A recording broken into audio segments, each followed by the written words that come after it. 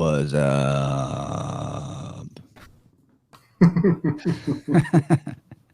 y'all know the best vibrants happen on a full moon, and this is a full moon that's also the 13th, so it's like double wacky.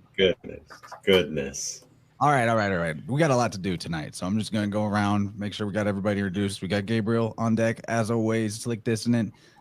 Joining us again, Thomas, Paranoid American. Super stoked to have you around again, brother. Thank you for the comic books that you mailed to me.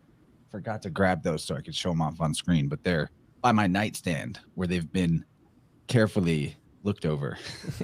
Awesome shit. Homie Romy from Rising from the Ashes podcast, one half of that dynamic duo with Danunaki Dan.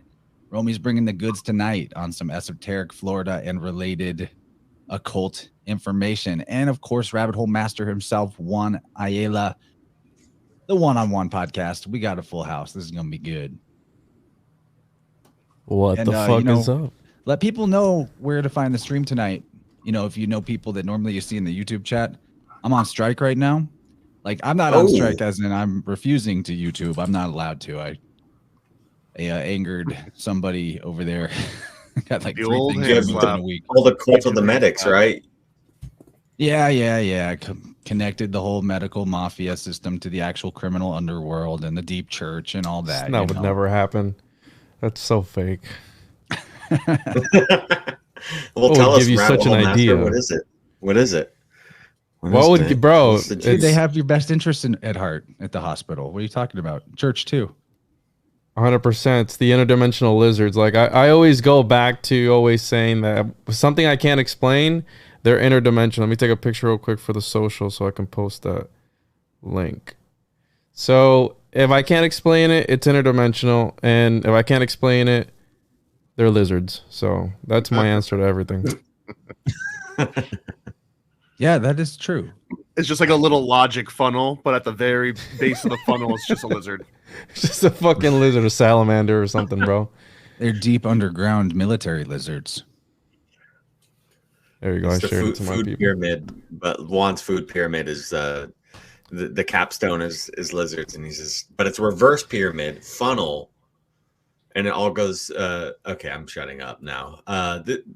This is going to be sweet because last time we did this, we were all like chatting for a while in the group chat, you know, for like a while to come before we went on it. And this time we haven't talked in fucking months about any of this shit. And we've all just been, I mean, I assume we've all been doing just the random fucking research, given the topics that we discussed. And I'm really excited because nobody knows what any of us have been working on. So it's going to be I like to keep it that way, though. Man. I like to keep it that way because I want the raw reaction live. You know what I mean? I share it a little bit too much with Gabe, and he like flipped out and was like, dude, what's going on, man? You know how Maybe it is. We should like preview this whole thing by just playing that voice message from Gabriel. You forwarded it to me. Yeah, I think you should play it. Excitement. It's like right after I heard even a hint of what's coming tonight. Very exciting. Yeah, can we play it? That'd be fun. I think it's all connected, bro, at the end of the day. And I mean, yeah, we'll get into it, but yeah, play that clip, and then I have some other stuff I want to share as well. I've worked my ranks of the Florida man. I think I am I don't know how many degrees there are to the Florida man, but I'm pretty up there now because I had something happen to me, and it was like a Florida man type of thing, and I want to talk about that later. So we'll talk about it in a little bit once we get further into this episode. We got several Florida mans here though, not just the one. Well, we got Thomas, Juan, but we have also two and a third. Well, almost. So yeah, Romy's almost a Florida man. He said he's going to be a Florida man in December, so we'll see about that. I've got almost 30 years in Florida. I think I'm around like 28 years in Florida if I add them all up. Where were you at before? Yeah, I think that trumps on our boy Juan. What was I at before? 37 years, and before that I was at 36, and then 35. No, but where were you before Florida? I'm not even 30 years old, so he beats me hard. Louisiana, Texas, California, New York. I think that's it. I think it's all the places that I lived. All right, we're going to now hear Gabriel's authentic joy in witnessing. I don't know if we played the whole 3 minutes, but just the beginning at least. The beginning's funny. All right, we got nothing. It's not coming through. Oh shit. Okay, sorry. I'm only the one enjoying that. Hold on. Let me redo it. Oh god. It's like by himself just listening to it. Gabriel's the most quality witness of anything exciting ever. He's the guy you want to show exciting stuff to.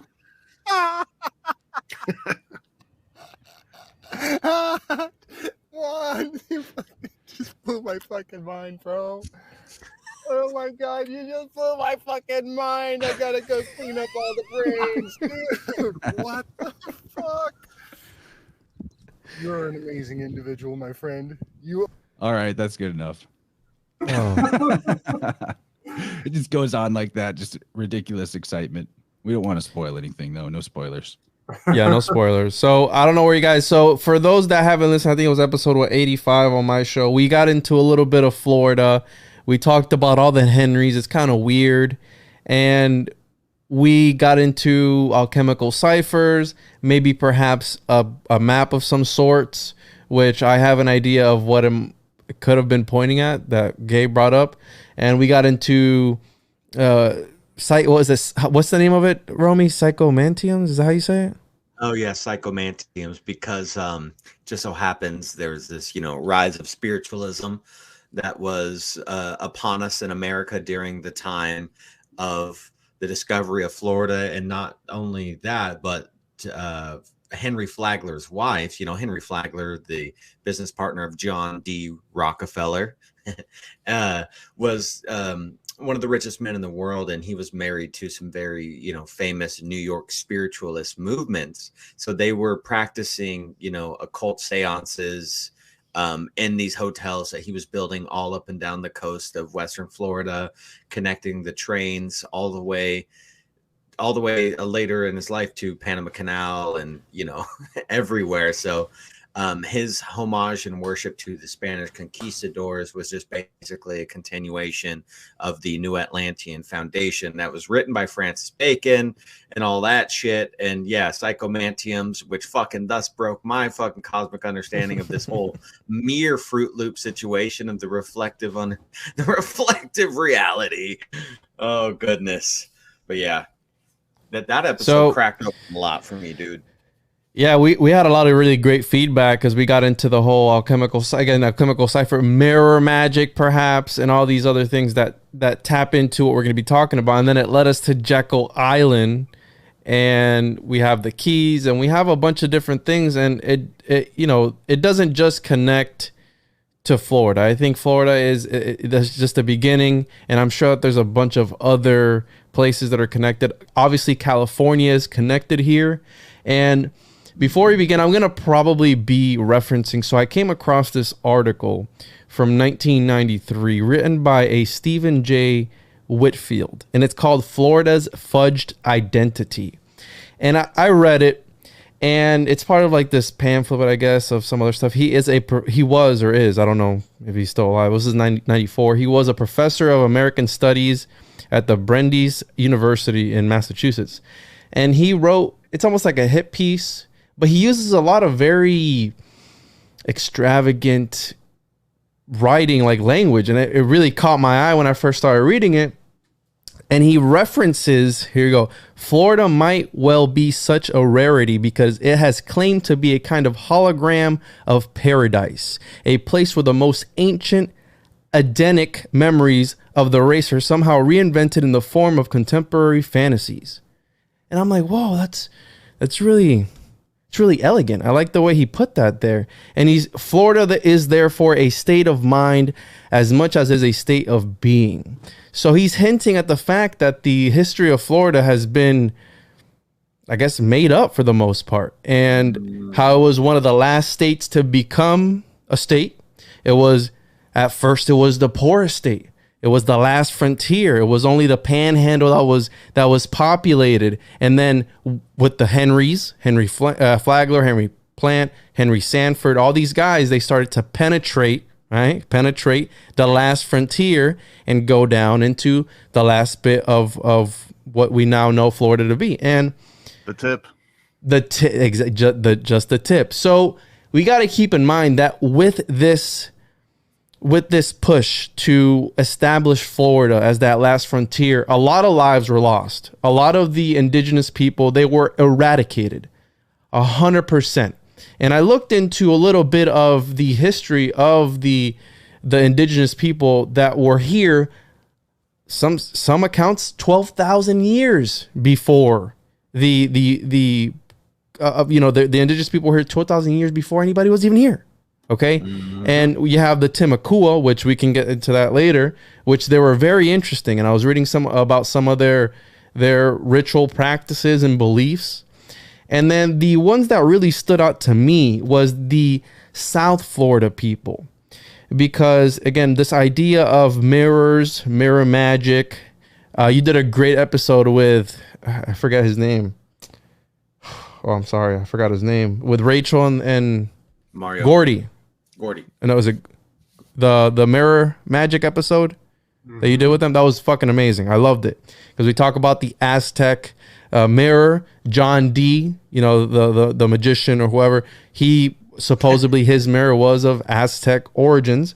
And the Tequesta people, which were the indigenous people of the Keys, I found some weird kind of skull and bones-esque a connection there with them, right? Because they worshipped a stuffed deer. Okay, when the Spaniards came, they said that they were worshiping a stuffed deer of some sort. So that I go, is that Ceranos? Is that Pan? Is that some sort of horned god of fertility? You know what I mean? Like a stuffed deer. But mind you, whatever the Spanish wrote about the indigenous people, most of it was propaganda, right? So a lot of the shit that they were using was so that they could justify being where they were at. So you got to take everything with a grain of salt. So whenever they were reporting that, they go, hey, we got to push our religion on these people. These people are worshiping a stuffed deer. There was another account of they were worshiping a deformed barracuda with a harpoon through it, which I found very interesting as well. They had a god of the graveyard. And I know on our last episode, we referenced the death card, where what's he cutting? Is he cutting, the heads of, I don't know, somebody, right? And these people of the South Florida, of the Keys, the indigenous people, they believed that humans had 3 souls. And this is where it gets interesting, because they believed that humans had one in the eyes, one in the shadow, and one in the reflection. So here we have this mirror magic type of thing, right? Where me and Thomas did this talk on Benjamin Paul Blood, which kind of connected to this, where he talked about being blasted out of his mind on nitrous and saying, looking in the mirror and asking himself, is that another reality? Am I looking at another person? Is that another entity? Is that me? Is that the same? Is it the same reality? We don't know, because it's just a reflection. So they practice human sacrifice, and the skull and bones connection that I found, along with a bunch of other stuff that I was looking into, was that they would take the bones of the deceased, and the little bones they would bury, but then the bigger bones they would give to the family of the deceased. So almost to pass along maybe some sort of energy, some sort of power, something. And we know that these occult groups, they like to either have the skull or the bones. So again, they are taking these ideas. I also looked into the origins of the different names of the counties in Florida, and I ran across another Henry Clay, a Clay County. So again, a bunch of Henrys, a bunch of weird shit, and it connects to California, which I can get into, and I'm going to be referencing some of this stuff. So another quote: Florida should make an especially promising subject because of its mythic status, tapping into the nation's definition of itself. Its saga appears to be more than a combination of geographic constraints and political boundaries and economic developments and demographic patterns. Its history also incorporates mystique, which no state in the Union needs, but which few states have nevertheless transmitted. So this guy is talking some stuff, and it goes deep, guys. So I'm gonna stop talking. I'm gonna let you guys digest what I just said, but that's a little bit of what we're gonna be talking about today. Just connecting the dots as best we can.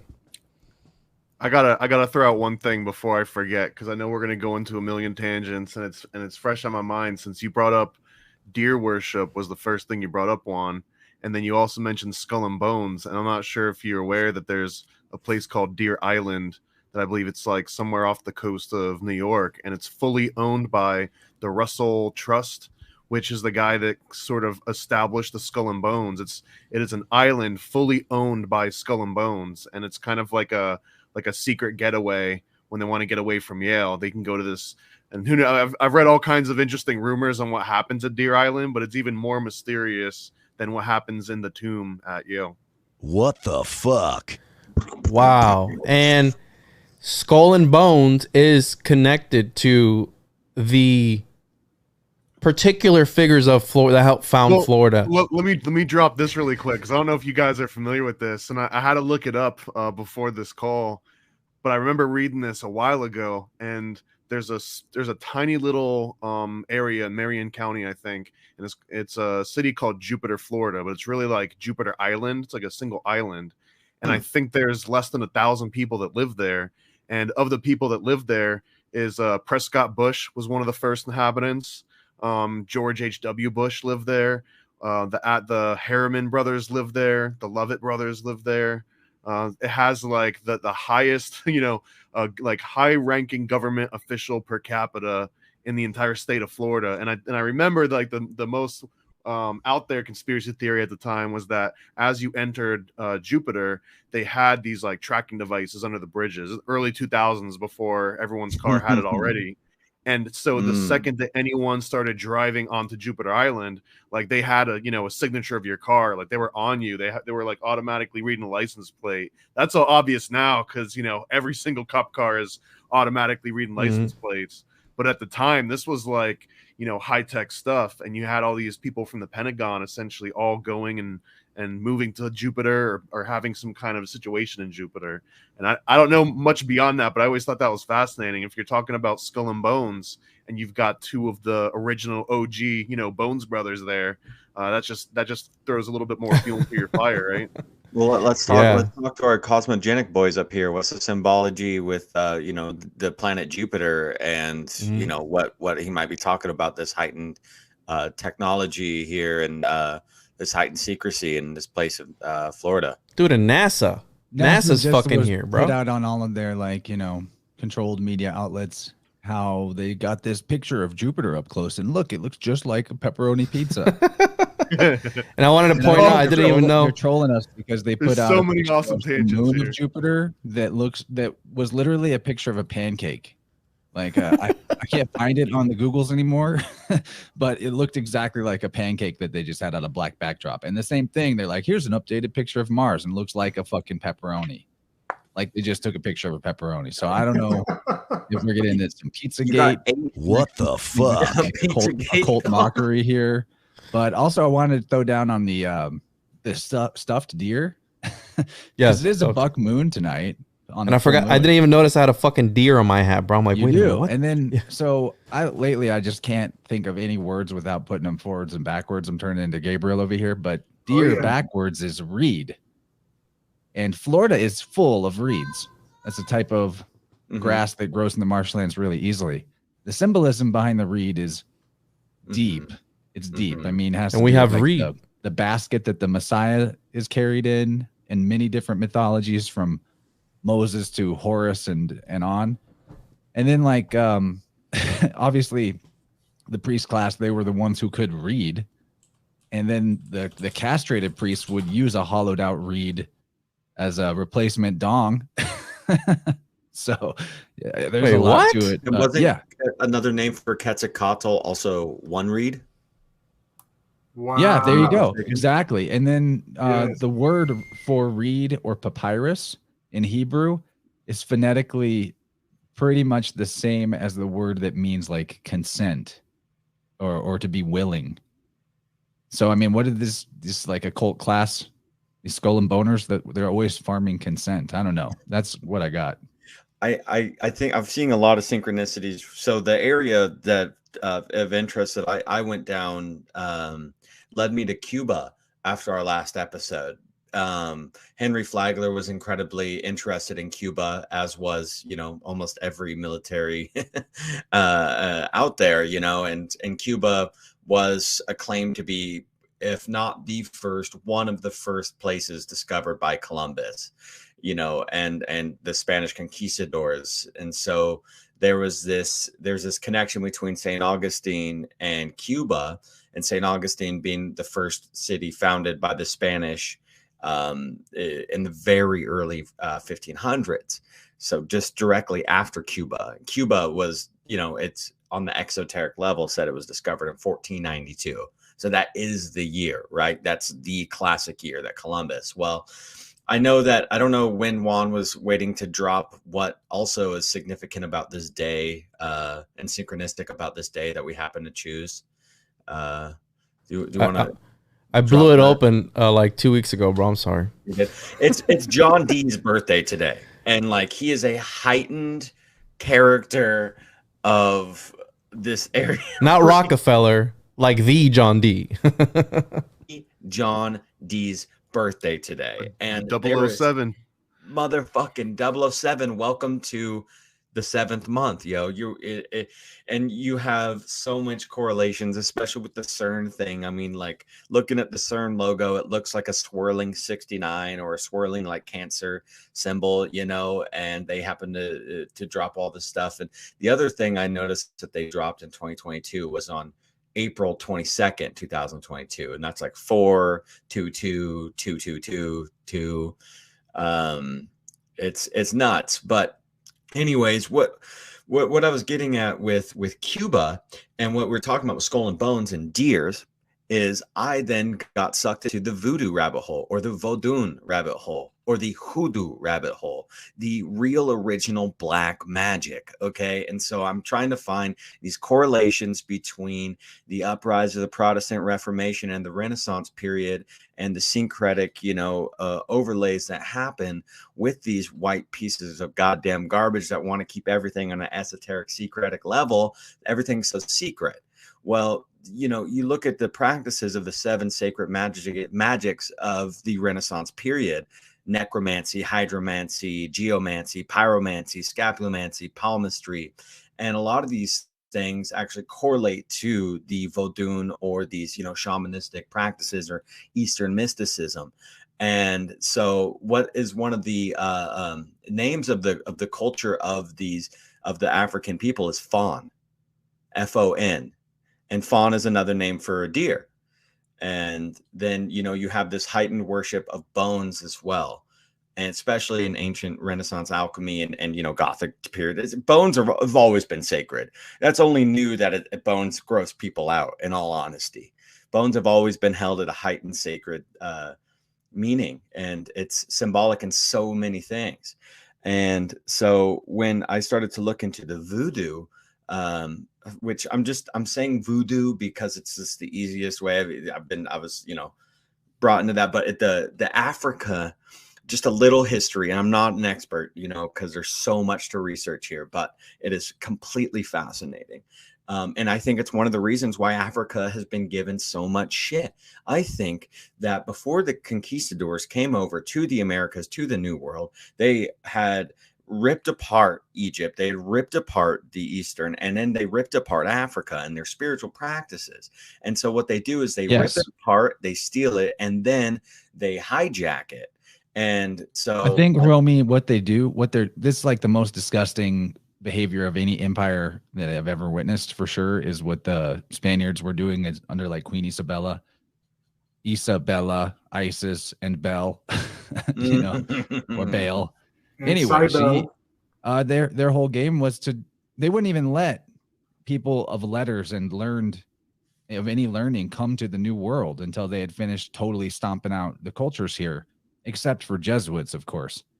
Because, and the same thing I think is what's going on in Africa and Egypt, is that they wanted to make sure that nobody could catch on that their entire thing with their Holy Catholic Empire was ripped off from something older, from the Asian, from the East, but also that exact same tradition existed here in the New World already. Absolutely. I think that's I say exact same, but right. like an offshoot. It evolved over time, but it's like a similar origin point. Yeah, and so that's what I had this revelation the other day of, of this concept of black magic, right? Black magic. And you look at people, actual black folk who research their, their heritage and their history, and they call this black magic. This is black magic. It's magic from black people, like straight up. And then so it's been twisted and contorted for our and concept. It's Kemetan and it's Indian. And India was Ethiopia, which means black. Kemet means black, and Osiris was black. Like so many of the main gods of these older traditions were actually. I mean, if you want to take black. it all Krishna the way back, means black. Well, even like essentially the original conveyors of like the Kabbalah and the Torah, we're talking about people that came from like Africa. It was essentially like, the one main tribe of the 12 was essentially black people, and the other tribes, kind of butted out the main tribe over time. And I mean, now you look back and you read it through the Bible, they're all portrayed as kind of having like olive skin, but really it was a wide variety of, many different shades. It wasn't everyone was just like an olive looking, Sephardic Jew or something. Right. Even the word Africa, it is deeply related to the word apricot, in that it means sunny. And it is the apricot is like a little drop of sunshine.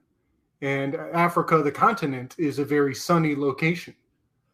So they do have that. And it probably hints at the gold as well, that there were probably very rich kingdoms that were quite gifted in gold.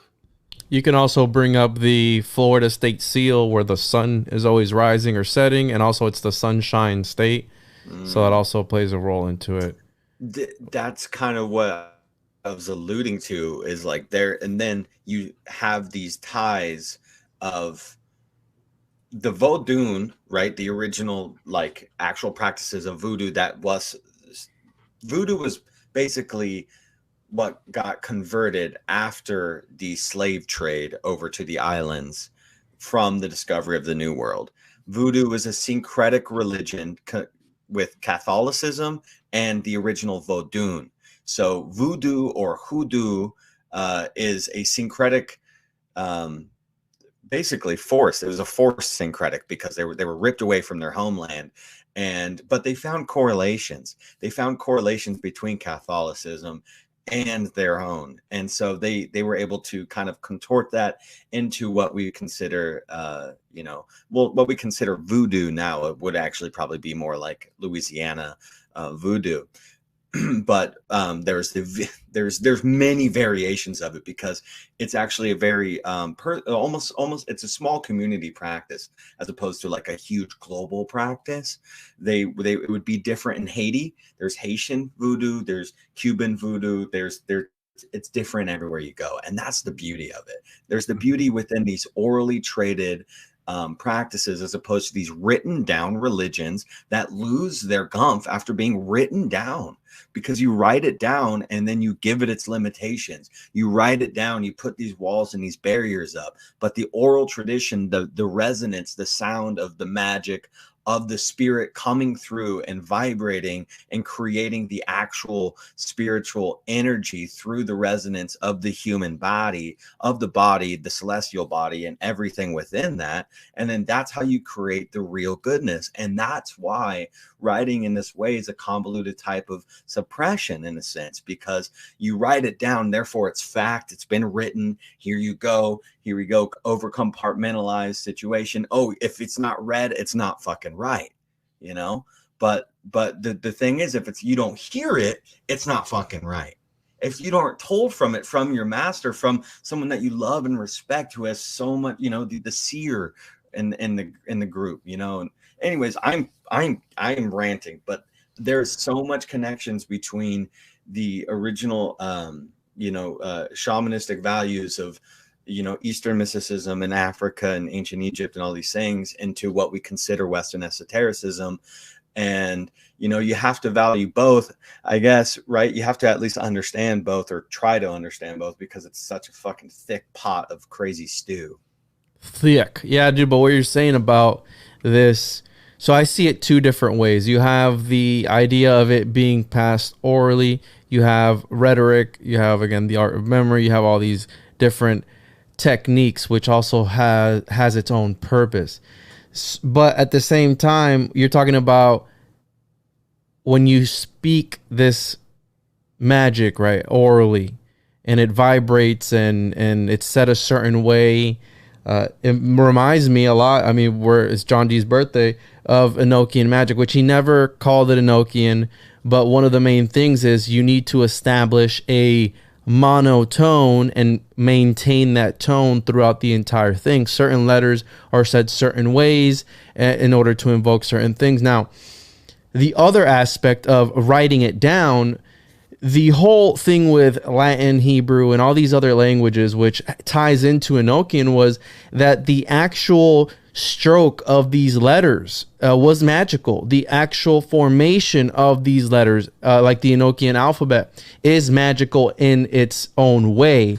So because, again, not only does the sound, the vibrations have an effect, in reality, to reality, the fabric of reality itself, but also the way that the letters are shaped. That's why in the tarot you have these letters on there, the Hebrew letters and the yod and all this stuff on there, because they believed that the shape of these letters had some other supernatural aspect to everything else. And I think, I don't know if I want to dive into the other connection that I have, because I did find a connection with John Dee and this other thing. So the guy that established St. Augustine, he was present at the marriage of Philip and Mary the Mary Tudor, so Bloody Mary.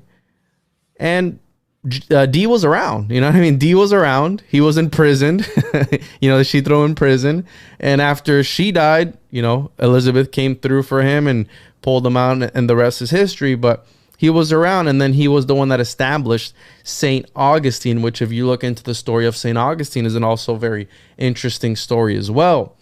But the John Dee connection, right? Because we have the mirror magic, mirror lakes, and also I'm going to probably send you a picture later, Chance. I actually have a picture of me at one of these mirror lakes. And I didn't know that until I started looking into the whole mirror lake thing here in Florida, because again, it could be, I love the way that Emily Moore talks about it, where in all these lakes, you see the city's skyline in the reflection of these lakes. So again, this, what she calls the interdimensional architecture, I like that type of stuff. And I also relate it to Jekyll Island, where unfortunately Thomas has been there and he's not going to like what I have to say about it, but it's like, I think it's some sort of soul harvesting or energy harvesting place. Because like, why have it? Why make the, Whitehall in South Florida a museum? Why open these places up to the public? Thomas stayed there, bro. He probably has some fucking egregore or something attached to him by him staying there and participating on the shell mound where there are possibly bodies buried there. And here he is fucking sleeping away just like nothing. I'm like, dude. I sleep like a baby, bro. I sleep like a fucking baby. So it's again, I did an episode with Chaz the Dead, and we talked about magical formula and egregores and tulpas and thought forms and all this stuff. And one of the things that we came to the conclusion is, because you're talking about orally passing something forward, is the egregores need a story. It's a magical formula. They need a story to attach themselves to in order to exist. Florida Man is an egregore. Everybody talks about the fucking Florida Man. You know what I mean? He is an egregore. It's like, what's this crazy guy that just does crazy shit, and everybody knows him for that. He's an egregore. We've already projected and given that thing energy, and he's running around Florida. Wherever something happens, Florida Man has da-da-da. It's like, is he? Dude, you know what he did last time? You know what he did most recently? Florida Man fatally shoots roommate with a pellet gun because he was annoyed. There you go, bro. Dude, you have to be seriously pissed to kill somebody with a pellet gun. Florida man wasn't fucking That's around, not just guys. one shot. That had to His be like face is all hundreds damaged of up and shots, everything. right? Yeah. It's like it is an egregore though. Any given day, just Google Florida man and see what you get that day. Like I don't know what it is, but the news seems to like have a hand in creating that egregore and wanting to perpetuate it. I don't know why. Maybe it just gets good ratings. I think those bags of ice that you get for your cooler, I think somehow there's like actual crack in every like 50th bag, and they got mixed into the into the circulation. And every once in a while, some fucking dude drinks the ice water and it's fucking crack water, and then we get a headline pops up in Florida. Yeah, 100%. There's something about the water. We brought up the water table last time. It's magical properties, right?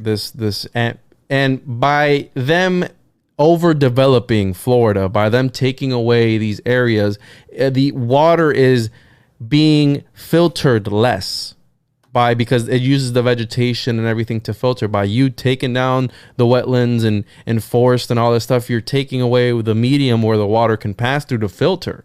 So the John D connection that I was able to find, then I threw in my little twist, which I presented to Gabe, and he was the one that really liked it. I thought it was a crazy idea. Whatever. I guess we'll find out. I didn't want to say it on air so people don't bring forth the apocalypse. Whatever. So I'm doing a deep dive on John D, and I have probably about 15 books because there's so much material on him. You have Edward Kelly in there as well. If you don't know the story, it's a really crazy story, but I was looking into this and I came across a book, and it's circumstantial at best, the evidence, but John Dee's Conversations with Angels, Kabbalah, Alchemy, and the End of Nature, written by a Deborah E. Harkness. Now, this lady does have cancer, so I don't want to be talking shit. I'm not talking shit about a lady with cancer, right? I'm just bringing forth this idea. But she is a Harkness. But so again, I saw it and I'm like, Deborah E. Harkness. I'm like, why does that name stand out to me? I go, why is that such a weird name to me? Whatever. I did more research, and then I'm like, all right, I'm going to tap into a little bit of Florida research. And I go, Harkness. That fucking name. So Harkness was one of the silent partners, stepbrother to Henry Flagler. Flagler's first wife was a Harkness. Yeah. And the Harkness family traces back to philanthropic exercises and shit for forever, right? They've donated over billions of dollars. And not only that, but one of the sons to the Harkness, Edward Harkness, was a member of the Wolf's Head Society. And he also donated a tomb to them at one point. So again, these were guys, because they do shit in tombs. I don't know whether they're fucking vampires or not, but again, I'm not these are people that you're not able to that's a masonry thing. Like before there was the thing that is called Freemasonry now, these orders would meet in crypts and tombs. That was like part of their jam. Weird. That's fucking weird. But that ties into Skull and Bones because it's part of the three at Yale.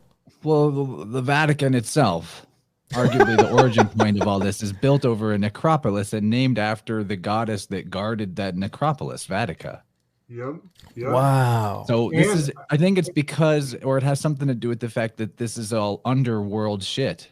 Like, so you touch criminal underworld. Keep that in mind, Chance. Keep that underworld in mind, because and the criminal underworld are the same thing.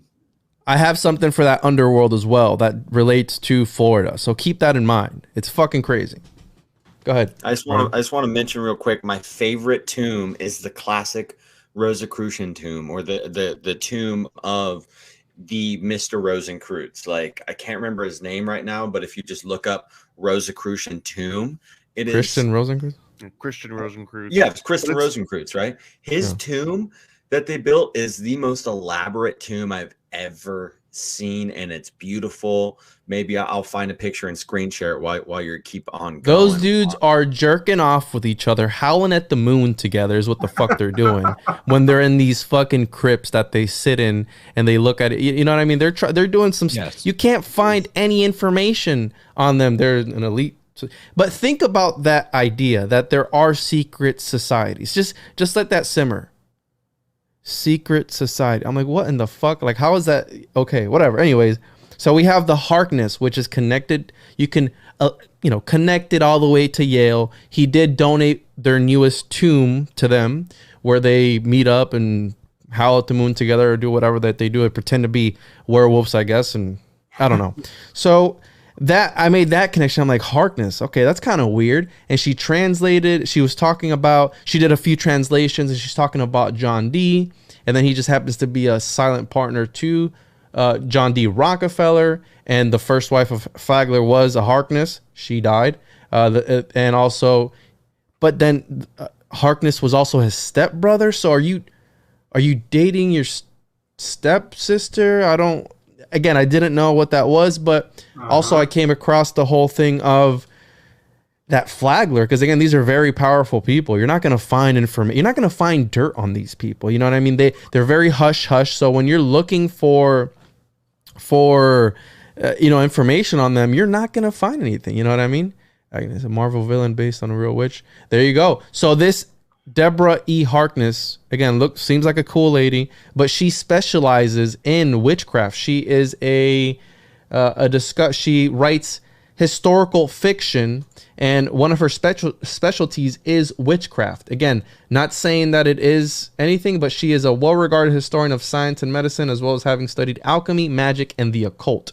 So, and she just happens to be a Harkness. So I didn't know what to think about that. I just thought it was very interesting that they would pick John D out of all the people to write about. And then you have John D. Rockefeller. So again, one quick thing real quick. If her name is Deborah E. Harkness, you take her first two initials, D-E, Harkness, that's darkness. Yeah. They got that flag waving right out front and people don't see it. It's right there.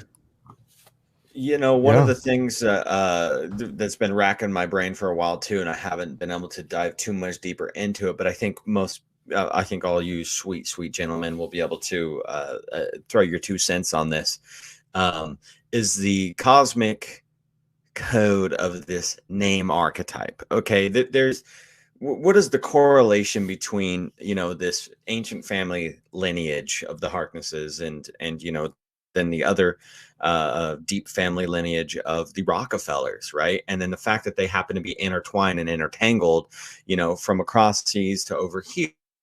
And then the name John D, just fulfilling this role, fulfilling some sort of archetypal role. I think there is, one part of the high initiatory process, because when you get initiated, you get to choose your name. And being born is one level of initiation, right? Like just being born. And if you're born into a family line that has deep family lineage to these higher, secret societies or what have you, then just being born is your first level of initiation. So from that, you get your surname, right? That is chosen to you from your higher ups, from your coronation process, your crowning process. The crown is shown.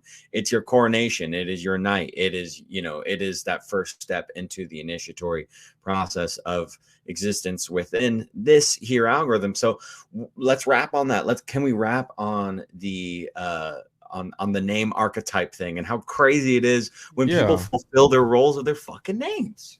So I had to just drop something really quick in the chat here, but the name Rockefeller literally translates to a wide open field of rye, and what grows on rye but ergot, which is potentially Salem witch trials. Well, not just the Salem witch trials, but the very basis of like the Bacchian and Dionysian rites and Eleusinian mysteries. And that kind of culminates with this ergot growing on rye all the way up through, Salem witch trials and everything else. I think there might be something to that, because maybe the Rockefellers, if you trace it all the way back, maybe they were in control of these fields of rye, and they got to control who got to talk to God. And let me add also. Let me just say about ergot. Ergot is philologically Argao. And Argao is the name that Falconelli gives to the secret coded language of the alchemists in the green language. But it's also referred to as Cant or Kant language, which is specifically referring to the language of the criminal underworld, slang, coded terminology for the criminal underworld. So through that link, the ones that serve the ergot speak Argao, and you can't understand them because they don't want you to know what they're up to. So a couple of things. You're talking about archetypes, Romy, right? John D is arguably the archetype of Marlowe's Faust. You have any wizard with a long beard, with a crystal ball. Any wizard, the traditional wizard is attributed to John D. Okay, anything, you know, Shakespeare and Tempest and all these guys supposedly that's modeled after the John D. Now, we're talking about green language. We're talking about coded ciphers, alchemy. I'm going to quote fucking Falconelli, baby. Le Mysteria des Cathedrals. Okay, bro, I got some language. The instrument of the spirit has a life of its own, even though it is only a reflection of the universal idea. And that's Falconelli, baby. But fuck that guy too, because he talked about child sacrifice. So I'm going to just put that out there. But again, yes, these people are fulfilling their roles.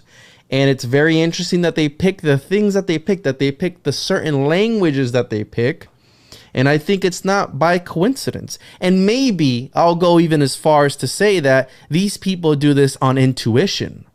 And maybe perhaps they don't understand what they're doing. So this Harkness lady maybe might not know about all this other stuff, but by intuition for some whatever thing was happening, she just felt compelled. She's a fiction writer, but she felt compelled to write about John D, the magician, and translate some works and all these things about the Enochian language. So it's very interesting. And also the idea that I brought forth, because Chance mentioned the New World earlier. It's very, very strange language that you use, the New World. Well, John D talked, he allegedly was coined the term British Empire. And he was the angels were telling him pretty much to have this worldwide Kabbalistic network. They went to go talk to Rudolph II, and he wrote for Maximilian, his dad, and all this stuff. And you have the Monas Hieroglyphica and all these crazy things. Like, they were on a suicide mission. These angels were eventually going to kill them by the shit that they were telling them to do. And they were going and doing it. They're like, hey, go to this powerful Roman emperor and tell him that he's possessed by demons and that he needs to repent for his sins. And he's like, wait, so who do I tell him sent me? Tell him the angels sent you. So here goes John D and Edward Kelly with their entire families, and they go over and they're like, hey, I need a meeting with Rudolph II, and we're going to tell him that he's a fucking crazy lunatic who's possessed by demons. And they told him. And he just ignored them. And they were booted out shortly after. But my whole thing is the New World. You have Michael Sarian who talks about these. What did he calls them? He calls them macro. Macrobes. That they were leading John D to bring forth this New World order. He refers to America as Atlantis. Let's flesh out the macrobe thing real quick. We're talking about the way that we can perceive microbial life forms. As above, so below. He's talking about macrobial life forms. Massive, above us. Plasma-based life entities, living entities that in some way communicate with or influence humanity. The archons, with them. The governors. I want to say anybody, because Gabe, it looks like maybe you need to watch Michael Sarian's video on John D and Francis Bacon and the macrobes. He does this fucking 20-minute presentation that will suck all the seeds straight out the straw, dude. I'm telling you. Polished clean, baby. We're talking. What the I gotta defend my boy Mike too. It's to Sarian. Gifted. The T is not silent. Oh, Tessarion. So He call him Imsar. That's his cool man nickname. Imsar. Imsar. Yeah, because he's the czar of fucking conspiracy, dude. He's old school. Yeah. OG, yeah. I got to put something in there on that historical marker where John Dee and Edward Kelly go to Rudolph, right? What's his name? Rudolph II. Rudolph II. That is that is a very significant point in occult history. That is when Edward Kelly gives him the Voynich manuscripts. The Voynich manuscript. Yep. Yep, and the Voynich manuscripts are something, a whole nother show in and of itself. But I just got to reading it. On the map. Reading it gets you high. Reading it gets you fucking in an altered state of consciousness. Right. People who go to look at it, they're like, I got fucking buzzed from reading this, because they say it's about herbs and all this other shit, but it's a cipher. But the way that what it was written with supposedly is these herbs that they can't identify. So you're breathing in all this shit while you're reading it. Is it that? Is it some sort of curse or some magical thing aspect to it? Because we're talking about language and how it affects reality and how sounds affect reality. And I think that these people know this shit. But you're talking about, he was a super occult guy, Rudolph II. So to have this, I wouldn't doubt if it had some magical property to it, almost a talisman of some sort or something. I'd like to put forth a theory that maybe some of these old guys with these grimoires that you're not allowed to touch and they're locked away, they might be literally dipped in LSD to where like you're just turning the pages and you now you understand it as you're going through it. Smells like shit. Wow. Oh. Yeah. That's a great theory. I dig the hell out of that. Well, one more thing to put in the footnotes here is the symbol for Belphegor, that flipped upside down symbol of pi that looks like a bird. Mm-hmm. It comes from the Voynich manuscripts. Interesting. And so the fact that I keep running into that particular egregore in my research, I just had to point it out that right there is the handoff point. That's a very powerful touch point in history for Belphegor coming into the material. Did you just say something about a bird? It looks like a bird. The shape of it is like if you imagine a pi symbol upside down, like I can almost make it with my hand. Yeah. Like, hold on. There. Like freezing right there. Up a little bit. That is very much what the Belphegor looks like. It's like upside down pi. I'll bring an image forward. The reason I say that is because the bird, there was a picture of a bird that was really sacred to the indigenous people of Central Florida, which I found interesting, that they found this inscription of a bird looking thing, and it was really sacred. And I want to wrap up on this John Dee thing, because so we have this idea that these angels were actually obviously these otherworldly entities, demonic in nature, whatever. You can go down that rabbit hole if you want. It goes deep. But what the angels gave to Kelly and Dee was essentially this magical language that Adam spoke, and Enoch spoke, and Enoch was supposedly allegedly the first one to speak it after the fall of man, and that's why they call it Enochian, because he was the one that talked to the angels with it. It was the language of the angels. It was this mystical thing, right? And it had powers, and when they were being presented the tablets, they were, some certain angel names needed to be written backwards, and letter by letter the angels would give it, one by one, because it was so powerful that if they said it forward, they would summon the governor or the entity of that aether. There are 48 calls, okay? 48 calls. I'm sorry, there's 49 calls, one of them which you can't say. I don't know what that means, but it's 49 in total, but the main ones are 48. I told Gabe, again, I don't know if it's possible or not, but if we're able to somehow correlate Enochian with his territories system in order, because I believe that the 48 calls, which are used to unlock different dimensions within this magical realm that they were tapping into and scrying into. That's the whole thing. They were scrying into the aethers.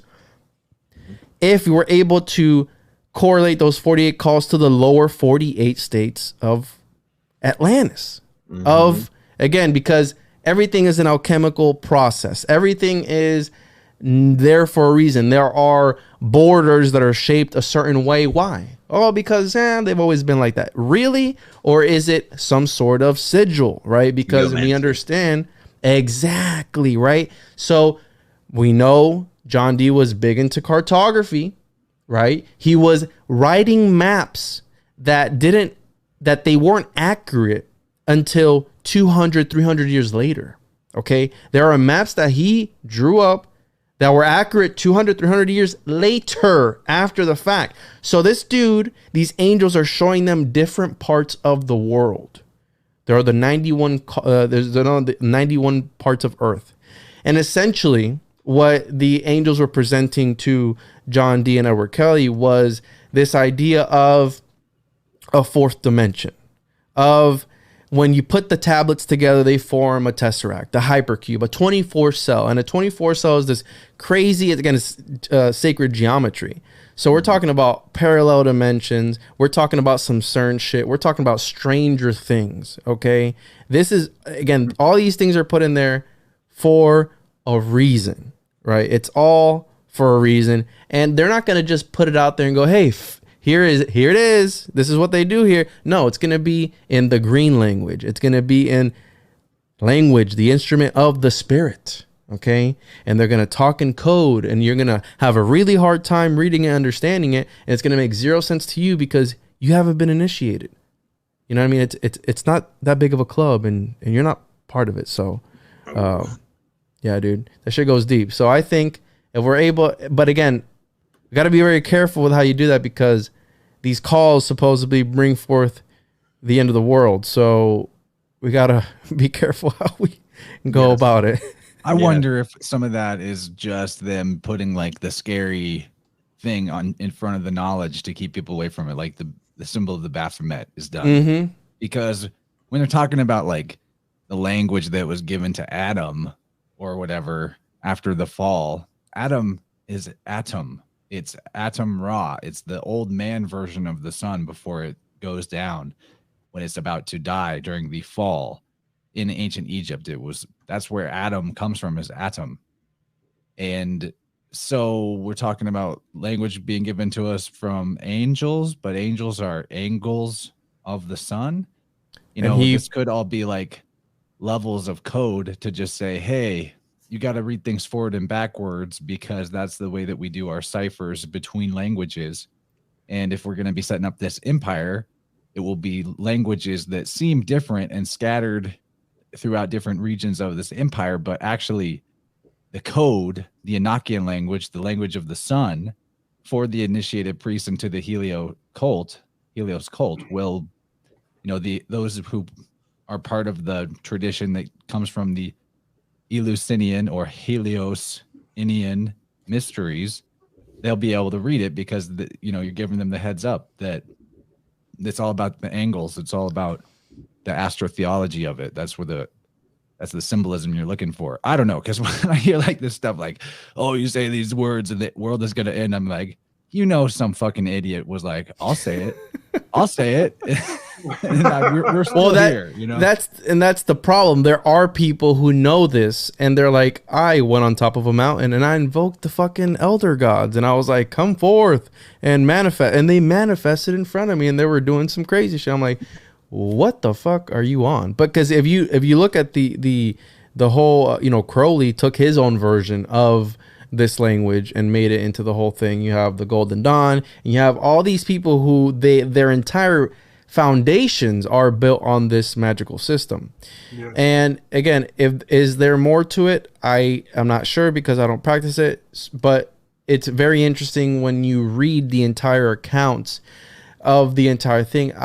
If you truly look into it, it's very elaborate in order for somebody to have made it up just by chance. You got to understand there were... What in the fuck? Just it was fucking... You were blowing his noodle so much he went sideways on us. I had to like, make it big. If Kelly was to have made it up, he would have had to have memorized 177,000 characters, and not only that, but he would have to have been able to speak it backwards. So again, it's very interesting, you know, for those that want to say, oh, well, you know, I know Thomas is thinking like, oh, this is fucking bullshit.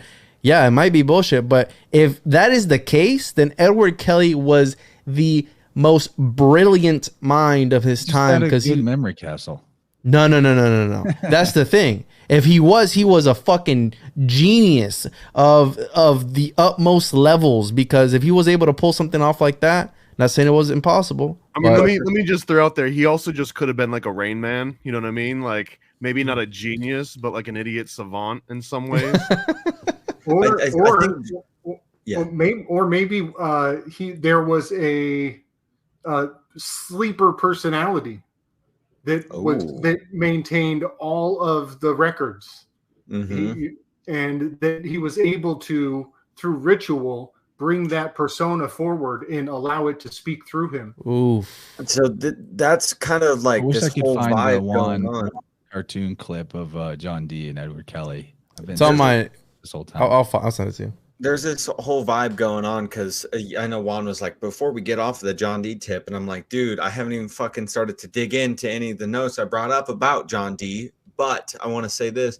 He had a crew of scryers. He hired an entire team. As soon as he was on the royal court, it wasn't just Edward Kelly. Edward Kelly was his absolute most prized scryer.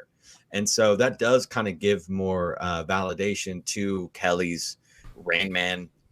You know, he was the scryer that was just fucking hitting it on the head. But no other scryer, because it was forgot their name, something Saul. Then you had Kelly, which it was Edward Talbot when he fucking presented himself. And then it was his son, Arthur D, which became a doctor and an occultist after the fact. He was fucking 8 years old or 12 years old when his dad was making him talk to angels. And he wanted Kelly to initiate him to be able to scry, because Kelly was driven to the point. So again, I'm going to do a deep dive on this because it goes fucking deep. But point being that there are parallels between everybody, all these other guys. But remember, there's one common factor in the entire workings. It's D. Okay, D was there the entire time. So all these parallels that we're seeing, was it that they were actually in touch with other interdimensional entities, or was it D's make-believe thing the entire time? Nope, we're not going to fucking know because it's history, but he did write down. And not only that, but after the fact, there was another 8 years that he did with Bartholomew. I believe Bartholomew Hickman was the other scribe's name, which we lost all those records. We don't know about if they were able to tap into something else higher than what we're talking about, because all those records were lost. But after Kelly died, D still talked to angels with somebody else, with another scryer. And then obviously he eventually died, but we don't know what breakthroughs that they had after the fact, because those records are lost. Yes, go ahead. Oh, I was just going to tell Juan to take a breath. I got worked up, bro. Yeah, this is lovely. One thing I'm excited to check out is to, give the 48 keys a nice look see. And wouldn't it be absolutely fascinating if we could trace the shapes of those 48 keys in the boundaries of the United States map? That would absolutely blow my noodle. And that's just a theory to think about. It's something that maybe we can flush out another time and bring back to the table. But that is so profound, that correspondence of the 48 to the 48. It's a big fucking chessboard, man. It is a big chessboard. It's hard to see all the pieces, but it's come together. I mean, it makes so much sense, right? You have these keys, you have these 48 keys, but nowhere in the States are they named keys, but they did decide to name the Florida keys. And one of the founders of, this and made it actually even possible was Flagler, who basically, you can group Flagler and John D. Rockefeller fucking together. I mean, in my opinion, right? When we're looking at history like that, I mean, they came up together.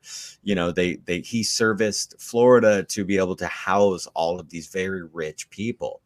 And I'm gonna share my screen real quick just to get. I have to fucking spurt this shit out so I can just get it done. So I quit shaking in my fucking boots over here. All right. I would just want to say about the keys. One thing that's interesting about them too, related to all this, may be the fact that they are bridged. Like there's such extensive bridge networks. And when we're talking about these secret orders and their origin back in the deep church, well, Pontifex Maximus means like the chief bridge builder, etymologically. The middlemen are the bridge between this and that.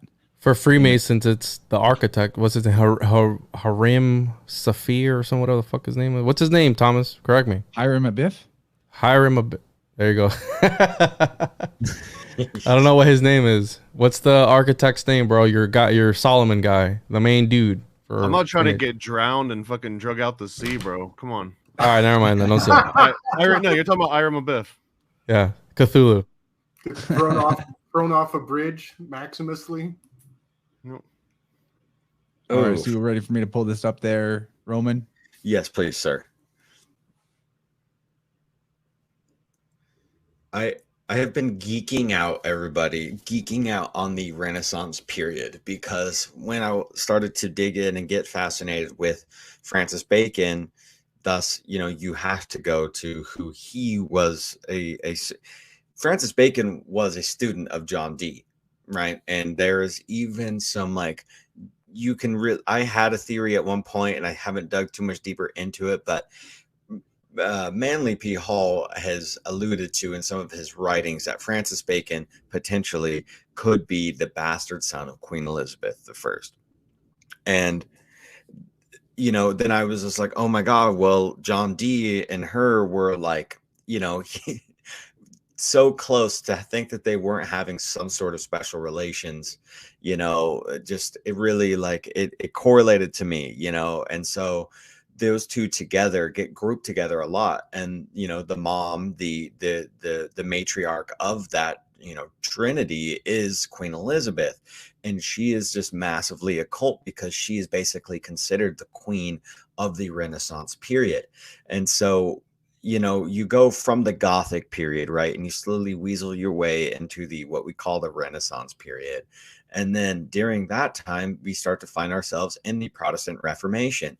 At the same time, the Protestant Reformation is like this kind of strange, convoluted sort of expansion, but also reclusion. We're going to expand, but we're going to suck up all this culture and information, and we're going to keep it while we expand and leach our things out. It is literally like a magma ooze. Like if you could consider magma flowing outside of a volcano and setting new rock on top of old rock, syncretically layering the new world on top of the old world, stacked civilizations from time and time again.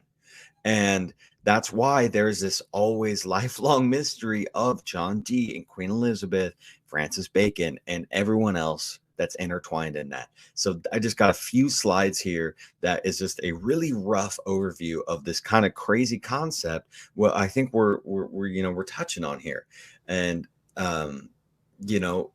yeah. So here we go.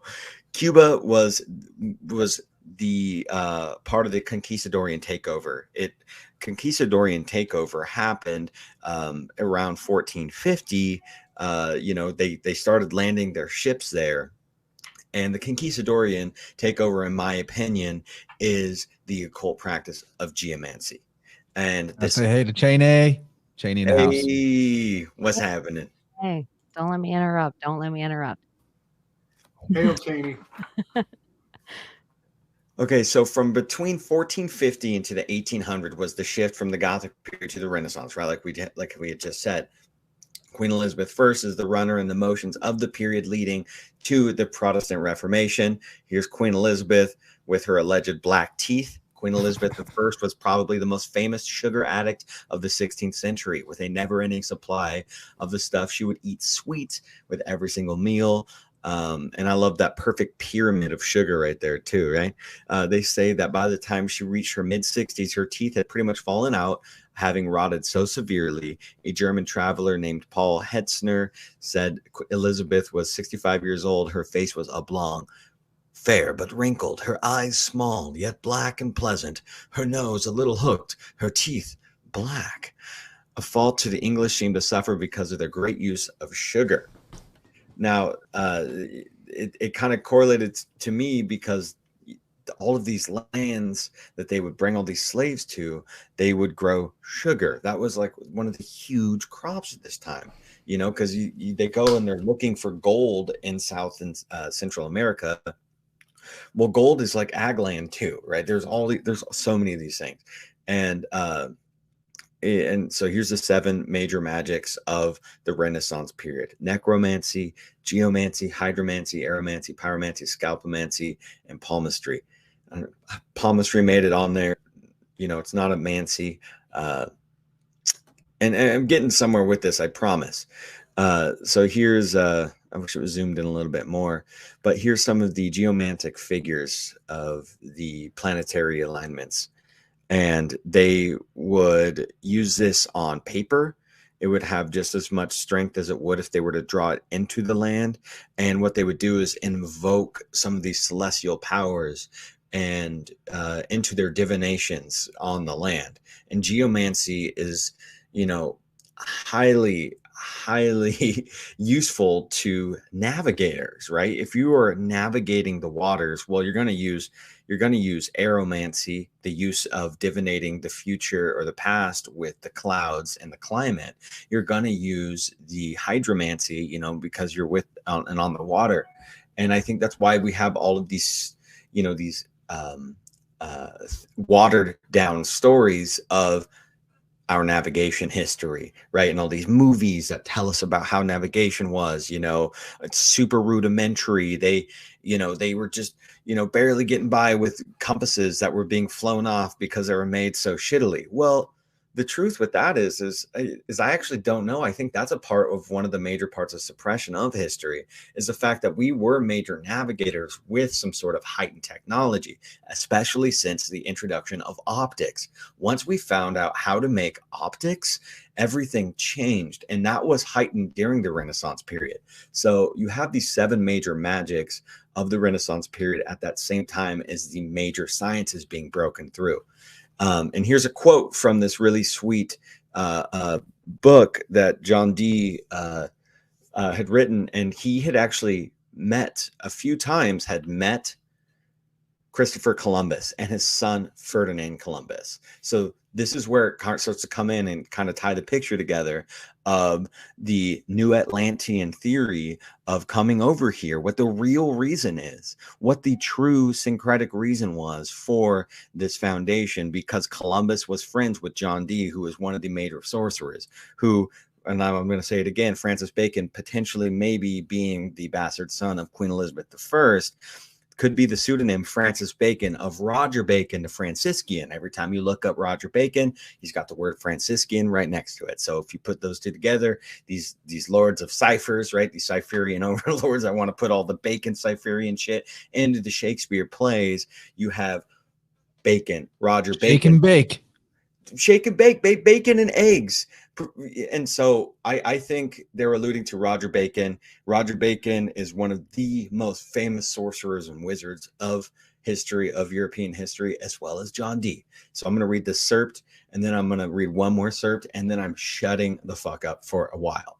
So it seemeth to me a thing indecent to read so much of a gold and silver, to know little or nothing of the natural generation thereof.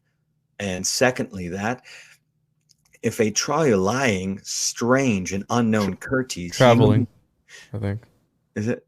If in traveling and strange into the unknown countries, he may know by the information of the inhabitants or otherwise, of that such regions are fruitful of the rich metals, he may make even further search of the same. The third cause is that although this our realm of England be full of metals, yet there is few or none in England that have any great skill thereof, of metallurgy. or anything written in our own tongue, whereby men be well instructed of that generation and finding the same, as the like ignorance hath been among us to the cosmography and navigation, until I attempted, according to the portion of my talent and simple learning, to open the first door to the entrance of this knowledge into our own language. And then I'm going to skip back over this Fidel Castro and bird thing with Birdie.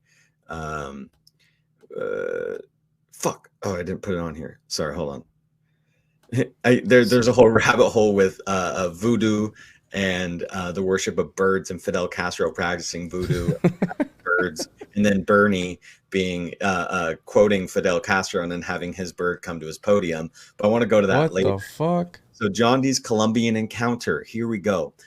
On at least one occasion between 1571 and 1583, John Dee encountered Christopher Columbus. The medium was Columbus's son, Ferdinand, and they met in the margins of Ferdinand's famous history of the life and deeds of the Admiral Christopher Columbus. One of the earliest and most important accounts of Columbus's encounter with the New World.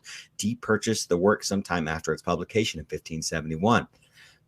Supposedly, I mean, he was writing papers on navigation around this time as well, and he was 15, bro. Exactly. And he read and noted it carefully. In 1583, the book was entered into his library catalog with a slightly garbed title. It ultimately made its way to the British Library, where I stumbled upon it in the summer of 1994. And you know, you guys can get kind of the rest of the picture from that. You guys can download this awesome PDF by William H. Sherman to kind of go deeper into all that shit. And it just ties these pictures together of the true, actual geomantic history of why the New World was really being discovered. Yep. The obsession with metallurgy, the pyramid building cultures have, for some reason, have liquid mercury in the tunnels underneath the pyramids. It's found in the pyramid of Quetzalcoatl, and it's found in another famous pyramid in ancient China. Literal pools of liquid mercury underneath the ground. And so since you can't get to the pyramids of Giza through any door up front, that's all tunnels underneath to get to the real entrance of how you enter pyramids. There's people we've talked to on Rising from the Ashes of how you get into pyramids through canoes and tunnel works, and you have to enter from the bottom going up. Now, if they're looking for metals, and you know, and we're talking about major alchemy, and alchemy is huge for hundreds of years at this point. I think the true foundation of the Conquistadorian takeover was about, you know, it's about Hollow Earth. I think it's about finding the true alchemist stronghold within the center of the planet. You just fucking blew wide open something in my mind, because the whole system of Enochian is the Golden Dawn. They use tourniqueted pyramids. And what do you see in Mesoamerica? Tourniqueted pyramids. So a tourniqueted pyramid is truncated. Is that how you say it? Truncated? I've been saying it wrong this entire time. Anyways, truncated, which is the pyramid with the top cut off without the capstone, which is in the back of the fucking our money. The dollar bill is also on there. So the trapezoid, like the satanic order of the trapezoid. Exactly. So you have this idea of, again, it's to give these entities a physical medium. So to go from 2D to 3D, and they gain more power through that. But then you have the alchemical aspect to it. Mercury, hello, fucking Mercury. You know what I mean? Like this, the main thing. You know, one of the main things. So absolutely, as Romy would say, I do think that these guys are onto some sort of. Maybe the pyramids are some big alchemical chamber where they were doing these things to manifest who the fuck knows what. You said Bacon as well, and the 6 degrees of Kevin Bacon, to add to your pyramid idea as well, would be the Thelema star, right? To the as above, so below. So it would be just like a landmark on top, maybe, that you could get to underneath.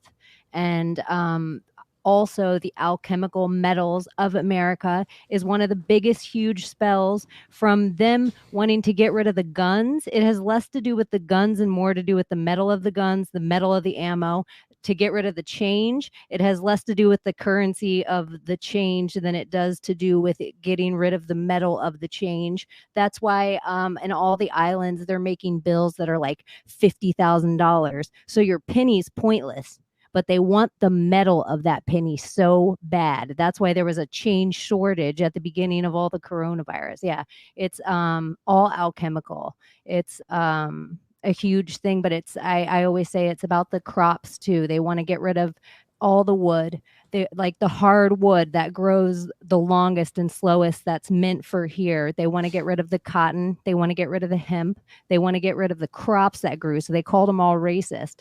But really, alchemically, that's all the stuff we should be wearing. You don't need plastics on your skin. You don't need plastics growing plants, plastic plants. But yeah, I totally agree with so much there. There's like 4 rabbit holes that I need to dig into. I'm like, crazy. I need to dig into the bacons. And not only that, but the bacon, the swine symbolism. What did Jesus do? He casted the demons into the swine, into the pigs. And what do you get from pigs? You get bacon. So I wanted to add on to the whole John D thing, because the Enochian system, we know Crowley was real big into that. Parsons was doing the same thing. And interestingly enough, in 1909, when Crowley had his little encounter with Chorazone, right, this where he was possessed and all this shit, maybe we know Crowley didn't give a shit about anybody. What if he offered up how Tessarion says about John D, that he offered up the entire humanity, as a blood sacrifice to these entities? Because after 1909, what do we have happen? We have we have the Titanic. We have the meeting at Jekyll Island of what? The Federal Reserve. And then right after that, we have what? We have the First World War. And then we have the Great Depression after that. Then we have World War II. We have all these fucking crazy things that happen after. It is also very arguable, I would even say provable, that the resulting chaos of the 20th century is a direct manifestation of alchenomics, of the further alchemizing of the economic system to turn lead into gold, metaphorically, to turn worthless paper into something of value. And that process is going even further with the making of the ether, imaginary digital systems into the system of value. But what's important to know about that fiat currency system, transmuted money, it's fake, bro. Romy, did you get the book? You got that book now? Dude, I got the book. I didn't read it, bro. So what you're talking about, that is so beautiful, because there's this concept of like psychological alchemy or whatever, alchemy in every single sense, and transmutation of things, base metals into gold, right? That's like the classic alchemy. But what you're saying here about turning lead into gold, and turning the paper into the gold, and switching the gold standard into the oil, because that's the can we go into, let's do this, because this was part of one of our topics. Besides, none of the words I just said made any sense because it was blabber, and I apologize about that. No, I totally understood all of it. But let's go into Jekyll Island. Let's go into Jekyll Island. One more thing about the whole alchonomics thing. The key thing to know is that when fiat currency, when fractional reserve banking went off the gold standard completely and went fully into imaginary value of paper, at that point, because the credit was able to be just created out of nothing without needing any real resource, there wasn't a limitation based on how much gold actually existed. That means that inflation could just continually ramp up forever. And so for society to continue without collapsing pretty much right away or super fast, the governments had to come up with more and more shit to spend money on so that the velocity of the money would continue increasing, possibly even wars. Exactly. Wars, government programs, pizza socialism, parties. all of that shit. Yeah. Pizza parties, $500 per bag of laundry for your soldiers in the Middle East. Just ridiculous prices that the military industrial complex charges the government for things war in that Ukraine. Cost anything. Yeah. Delicacy. So the point of all that is that that also speeds up the velocity of money traveling through our system, our economy. And that velocity of trade, like how fast and rapid the trade is going, there's a strong case to be made that actually speeds up time or humans' perception of time. It's like a CERN of currency, right? Like, yeah, and just constantly making it as fast as it can possibly go and seeing what happens. Right, Well, and then that's currency. literally that's like the literal physical ramification of looshing. Because what do you have? What is your life other than how much time you have here? Like in terms of how you value your spiritual currency, your attention, is how much attention you have to pay. And that looshing that's going on as we're slowly sacrificing our youth, our own youth, and then the future of our future generations to keep this stupid game going. You know, that's actually literally siphoning, looshing time out of humanity. Right, cutting Mercury's legs off. Yeah. Alchemical. They're flushing the currency down the CERN project. They're douching you out. That's what they're doing. Very rapidly to expedite time. So I want to share a couple of images that kind of connect a long arc of the projects that we've done in this group. You know, starting with Rhode Island. Ever since we did H.P. Lovecraft, I've had the geographic coordinates of Rhode Island etched into my mind. And then not long after, we're looking at Jekyll Island. And I look at the Jekyll Island coordinates, and I'm like, holy fucking shit. I'm looking at a perfect line, a perfect gradient on the XY axis. And so here, I'm going to share screen. And I've made a little graphic. Am I up, Chance? Yeah, you are. I see. Okay. But drag that StreamYard is sharing your screen box away so we can see the bottom part of your Cholula thing. So I love Cholula sauce. So up top, you've got 41 north. 71 west is where Rhode Island is located. Jekyll Island is a very profoundly interesting reflection at 31 by 81. We are on an exact linear progression. And so I did the triangulation, whatever, next logical step in the process. And it takes me right to this incredibly hard to pronounce impact crater. This is the Chicxulub crater. Doesn't that sound familiar? Does that sound like fucking Cholula to you guys? And look how incredibly on point it is. It's 21, and I was looking for 91. 91 is where I wanted it to land, but it's fucking close enough. It's fucking spot on close enough. And so this is Cholula. We found fucking Cholula. He's right off the Yucatan Peninsula. And sure enough. What the fuck? Yeah, buddy. What the fuck? Illuminati confirmed. Yeah. And this is FBI, open up! So I'll just point out that part of what brought my attention to this was I was seeing all of these center numbers of the magical square of the moon. All those coordinates fall in right on the center line. And what the fuck, bro? Damn. Yeah, guys, this is fuck out of here. I'm sitting on shit I'm so terrified to bring to public because I don't want that knock at my door. But this is a fucking good one. This is worth bringing up because we're talking about rare earth elements, and there's nothing more rare than what the fuck ever landed and allegedly wiped out the dinosaurs, as they tell us. But this, go ahead.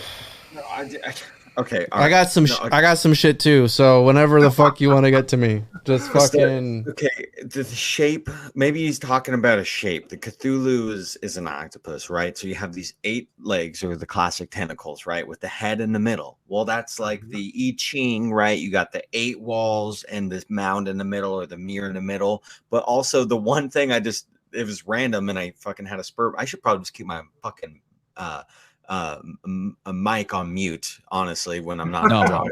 But anyway, enough disclaimers. We love you. Okay, I love you too. Also I do. People mentioned earlier, and no one's mentioned it live on the show. I also love your fucking haircut, by the way, bud. Those are types of things I mention to my friends. Okay, Thank you. Nobody said anything on the actual show. I was going to start my points with hubba first of all, but I didn't want to. But the Mars and the pepperoni pizza, the one thing I noticed is that there were 8 cyclones around one major cyclone in the middle. So that was automatic I Ching, Bing Bing to me, and that's automatic like Cthulhu, CERN. You know, like I was just like that's 9 in total. That's the full complete set, right? Before the Ogdad of ancient Egypt.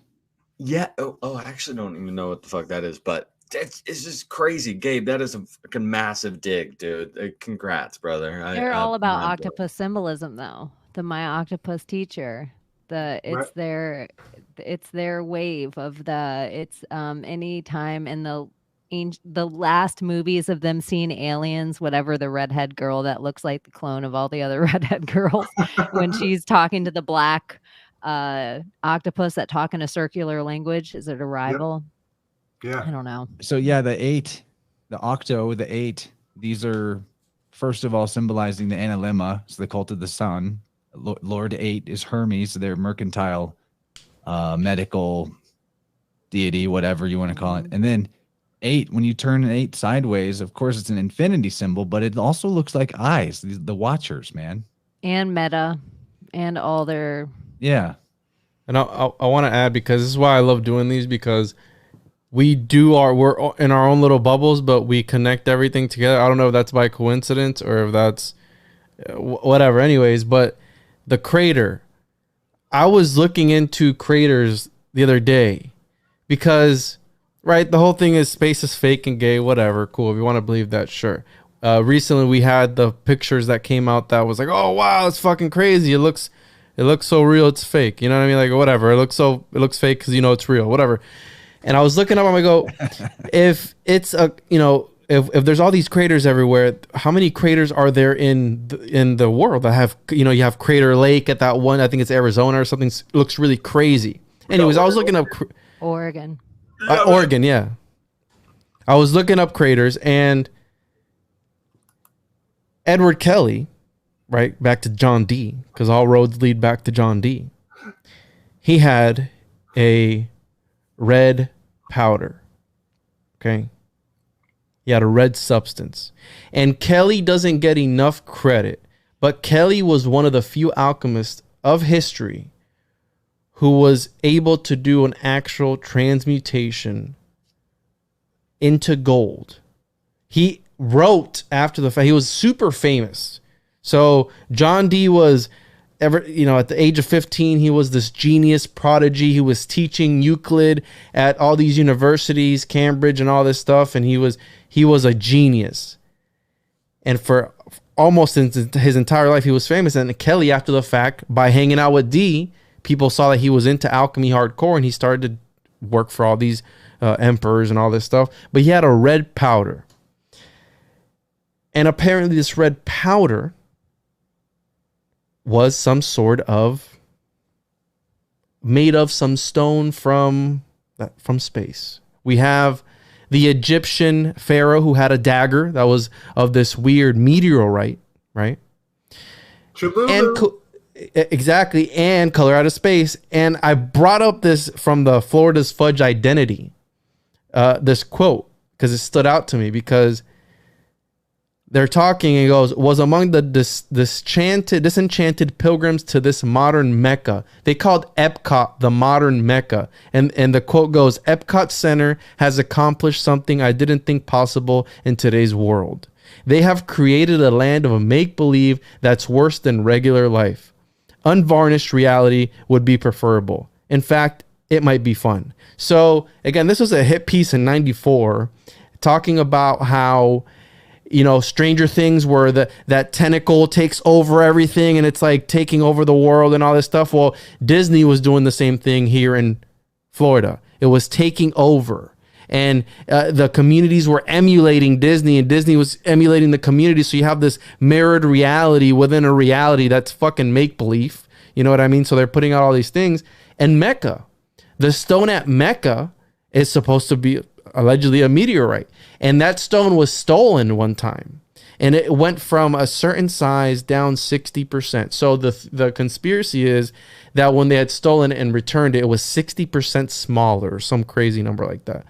That this red powder was from that, and people were using that because they talk about Egyptians and all this gold. Where the fuck did all the gold come from? Where'd all the gold come from? It's like, well, they possibly could have made it, you know, through having access to literally otherworldly substances. That's why they were never able to figure out how to make lead turn into gold, because it was fucking not even of this planet. It was from outer space, bro. So, again, very interesting. I'm gonna shut the fuck up, but I needed to add that because Edward Kelly's red powder. Look into it. Very fucking interesting. I wonder if you ever send me any articles ever instead of keeping them all to yourself. I wonder if the Epcot Center is on that line, and if that line, it's a giant ball, right? I wonder. It's a specific shape though, and I feel like I don't remember the molecule after looking it up, but it's like something to do with like the guy who created it. It's some specific like he's a lizard. Yeah, and if you point out the thing that it is, there's a couple other things on the planet that are also this exact design, but it's sphere. Yeah, it's like all triangles to make a. It's not circle. It's a hemispherical thin shell structure, lattice shell, based on a geodesic polyhedron. That's what it is. Triangular elements of the dome. What did I mention earlier that the angels were trying to give to Kelly and Dee? When you put together, if you look at the Enochian tablets, you're able to make sacred geometry. And they were giving them things. And again, it's all about formulas. So you have Pythagoras with all these formulas. It's about taking your ideas and forming a Platonic solid. Therefore, you take your idea and it manifests itself into an actual thing. Cartesian coordinate system. It's used in everything for 3D modeling and all this shit. It's about taking your inanimate ideas and being able to literally manifest it into the real world by doing what the fuck is a 3D printer? You take an idea, you put it into the software, and you fucking print it, and it comes to life. Boom. That's fucking magic. You know what I mean? Like, that's what these guys back then were trying to do. They're like, how can we speed up the process of manifesting things? Let's make a formula. What does it mean? Well, numbers. Everything is numbers. And John Dee was real into Kabbalah and all this shit, bro. He's into Neo-Pythagoreanism and all this stuff. And he looked at magic as a form. He looked at, math as a form to unlock the secrets of magic. That was his whole thing. He was a mathematician. He translated Euclid. He was teaching Euclid and all this shit. So again, part of the reason for that has to also do with. It's funny you brought up Euclid. Did you guys already talk about the 47 degrees of Euclid? No. But enlighten us, please. Oh, I'll let me find. I no way smart enough, but I'll definitely take a picture. It's the 47th proposition of Euclid, which is the same as the Pythagorean theorem. Yeah, and so that's the other name of it. So this is episode 47, and the 47 of it all for me. What the fuck? What the fuck, y'all? God damn! Is it really the 47th episode? Yeah, it is. It's Vibrant 47. Oh my god. We're gonna get a knock on our door tonight for sure, bro. And not at our door, but in our dreams, gonna fucking be. And what do you got in every triangle? But you've got 6 different angles between the interior and the exterior, right? The esoteric and exoteric. Then we got 6 people here with 6 different angles. And 3 Florida people. One angle on the math aspect that you were just talking about, the one going back to John Dee, the founding of the British Empire. Well, the previous existence of empires is still predicated on the same thing, which is that the priestly class that set up the languages for them, they would put it in code. It would be encoded numerically so that they get their myths in their region, whether it's from druids or from cardinals and bishops. And then the figures and the stories that had the same gematological value from one language and from one name of a character to another, they would mirror each other. So like if you were in the club, but you were from somewhere else, but you came to visit or work in a different region of the empire, you could just jump right in and communicate with the other priests, even if you didn't speak their language per se. if you knew the cipher of the alphabet. So like, it's kind of like music, how sheet music, we could still read sheet music written from long ago, and it's the same kind of language, and it's a numerical language because it's set to time, and even the notes are kind of like numbers in a way.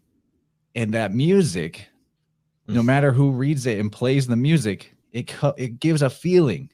You know, those numbers give a certain feeling. They have a qualitative, emotional effect on a human being.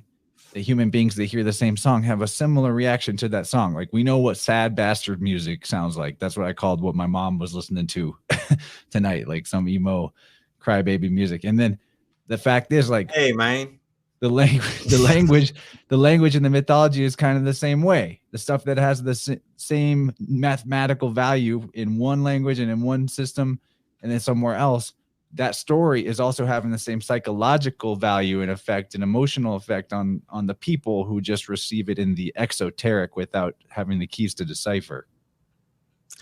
Yeah. That's an angle. I'm not saying that's all that's going on. That's an angle though with the math. No, absolutely. And that's one of the things, like for the Monas Hieroglyphica, which is like this really cryptic writing that John Dee did, was like, he didn't leave the key to decipher it. So allegedly he taught people what that meant.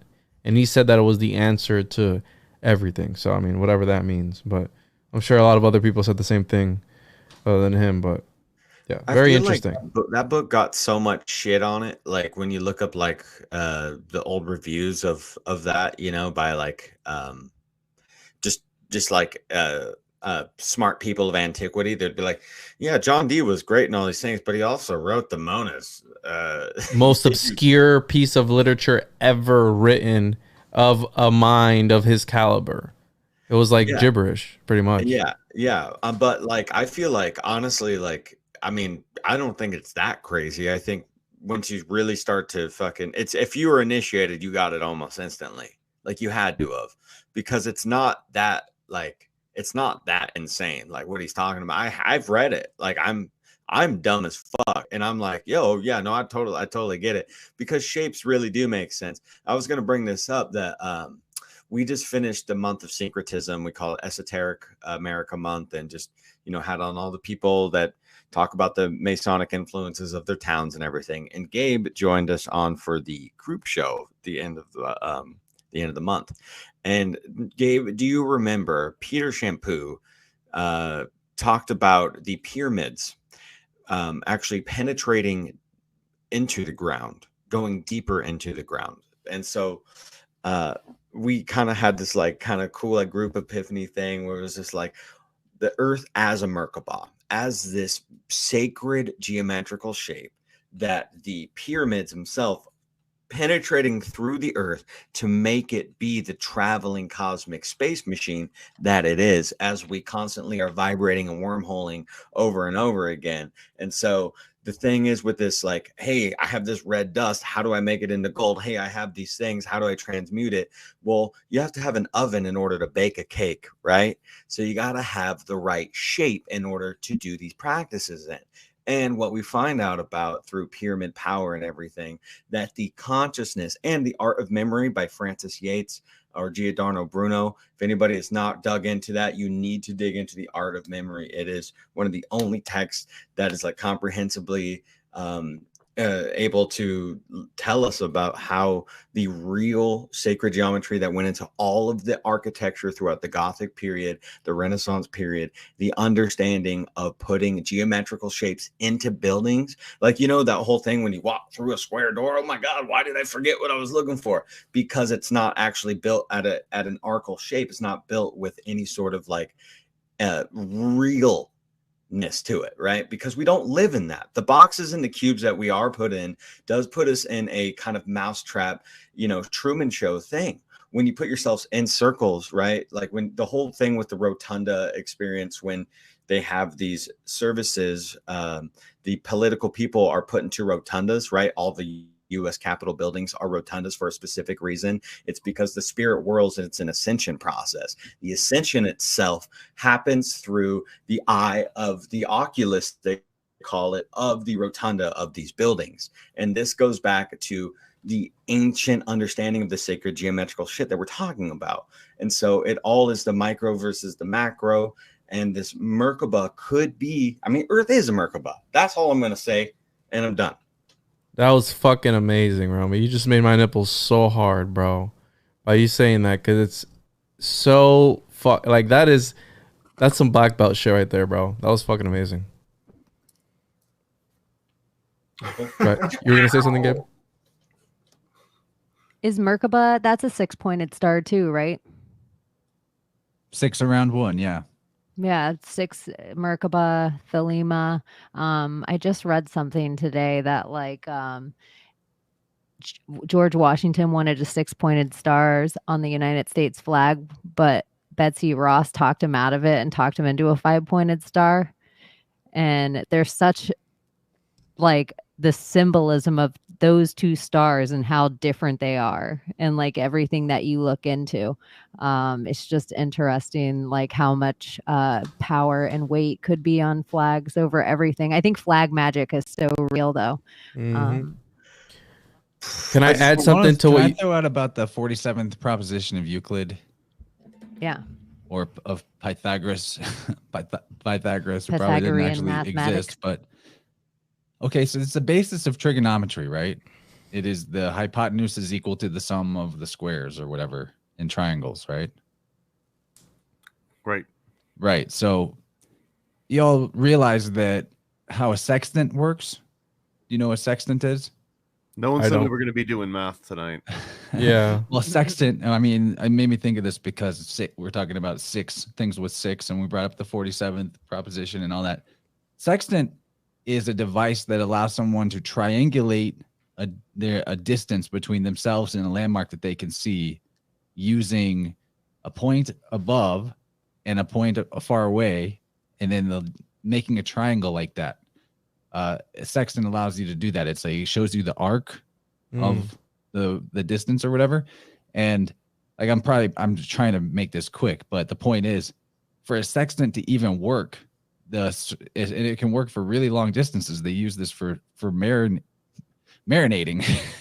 Mariners use this. I mean, it's how they were able to figure out their location in the middle of the empty sea, using stars like that. Sextant requires a right triangle, which means the bottom third of this triangle has to be a flat line. There can't be curvature for a sextant to work. What are you trying to get at, bro? You tell me. Like, why do sextants work if we're on a ball? I don't know. You tell me. What are you trying to get at, dude? Proposition in Euclid demonstrates that, though. I have something to add on to what Romy was saying with Francis Yates and the Art of Memory, and I recently sent that to Mario along with two other books on memory palaces. But you know who he wrote about as well, bro? Who? Francis Yates was a lady, by the way, bud. Or him, her, he, she, hermaphrodite, whatever. You know what they wrote about? Huh? St. Augustine. You dirty. The St. Augustine. Tied it back in, exactly, because St. Augustine was trained in the art of rhetoric. And I'm going to find the quote, but he pretty much talks about that, about walking into a piece of architecture and pretty much building a mind palace. He was trained in that. He studied that. And St. Augustine, obviously, St. Augustine, Florida, the oldest city in the United States. And that's what I was going to say. What does that say about St. Augustine, Florida, founded by the Spanish, right? Because we were talking about geomancy, and now we're talking about stars. And what is in St. Augustine but the first American star fort? At least by the Spanish. I won't say by anyone else, but St. Augustine has a star fort. I've been to it. I actually still have the card. I'll mail it to anybody that wants to get into it. It's a national park, so you can get info free. But either way, it's like, what the fuck? Okay, so we're talking about stars. We're talking about geomancy, magic, and all these things. But we're talking about I don't even know what the fuck we're talking about. But yeah, St. Augustine has a star. About flat Earth. Flat Earth, apparently. Florida? I think that was the original thing. We're in such a great weave, guys. Just keep it going. Well, so I'm gonna bring up this quote by Yeats because I really liked it, but I have to look for it now. And anyways, keep talking while I look this up because it was pertaining to what we're talking about. But the other really great work, well, Frances Yates, I found out about Frances Yates while trying to look up her, more stuff on Hermeticism. Frances Yates was this profound. It was like the Helena Blavatsky of America, and of the 20th century. The 21st century, actually, because it was in the 1970s. It was like a Hermetic revival in the 1970s. And Frances Yates was writing very scholarly like books on incredibly deep topics. So it's like the only person in the 21st century, in my opinion, that is writing the H.P. Blavatsky level of like, holy shit, you're breaking down Hermeticism on a fucking dope level, and the art of memory. So yeah, Frances Yates, big shout out, rest in peace, R.I.P. You feel me? So I have it here, and this is really interesting. Catholic theologians generally subscribe to Augustine's belief that God exists outside of time in the eternal present, that time only exists within the created universe because only in space is time discernible through motion and change. That's fucking beautiful. But Frances Yates, so his meditations on the nature of time are closely linked to his consideration of the human ability of memory. Frances Yates, in her 1966 study, The Art of Memory, argues that a brief passage of the Confessions, in which Augustine writes of walking up a flight of stairs and entering the vast fields of memory, clearly indicates that the ancient Romans were aware of how to use explicit spatial and architectural metaphors as a mnemonic technique for organizing large amounts of information. So these guys, dude, that's fucking interdimensional shit right there. You fucking walk into the vastness of memory. Dude, what were you doing, bro? Were you designing buildings? And not only that, but if you go look at these tombs of these elite societies in Yale, one of them is like, what do they call it? The most accurate Greek replica of some temple somewhere. I forgot the name of the temple, but it's like super accurate to the T, the most accurate one in the United States. Like, what are you trying to get at? Because back to Central Florida, the mound builders, or was it already there? I think they from a similar civilization. I don't know. Just wondering. Whatever. That's what Wikipedia said. These indigenous people of Central Florida, there was these the Belglades culture is what they call it, and Belglades unfortunately is like one of the worst ghettos like in Florida, like the slums. But the mound builders of this area, they would build, it was the craziest shit. Like, this blew my mind. They would build these mound structures in the shape of a hand, right? So it was like the palm, and then like it had like these platforms that go out. And every platform was to align to a different astrological event. So different equinoxes and stuff like that. But that's not the part that freaked me out. The part that freaked me out was that these mound cultures were all over Florida. And these lines, they would all point at each other. Like, they were pointing at each other with these lines that they were building and these mounds that they were building in different parts of Florida. How were they able to do? I don't know, but they understood astrology, astronomy and astrology, because I mean, all magic goes back, Agrippa. You know what I mean? Like, it goes back to the 7 planetary spheres or lime spheres or fucking flying pancakes, whatever the fuck you want to see them as, whatever, hot dogs, whatever, pizzas. But whatever is out there, it goes back to this whole idea of planetary alignments. So yeah, that's another weave in there. This is what Neil My Ass Tyson posted, I think on Twitter. All right, let me show you. He said the average full moon is this, and the super duper moon, which is tonight, is that. So it's not me that's coming up with this pizza shit. The priests. Well, I want to throw some more pizza in here, some more Florida pizza links, and it ties to St. Augustine too, if we want to really stretch it. So St. Augustine also had the first Catholic church, the first church in the entire state of Florida, and since it was established by the Spanish, it was essentially Catholic church. And there's, especially when you get down to South Florida, there's a very strong sort of Roman Catholic, Roman Catholic sort of like community that's been, incredibly successful in the very deep South there.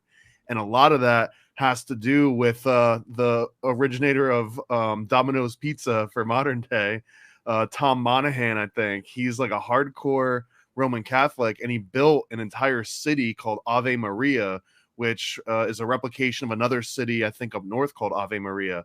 But he kind of created this entire community, a huge cathedral and everything. It's kind of funny because right in the center of Ave Maria, there's like this huge cathedral, and then right next to it's a fucking Domino's restaurant because he's the guy that made Domino's.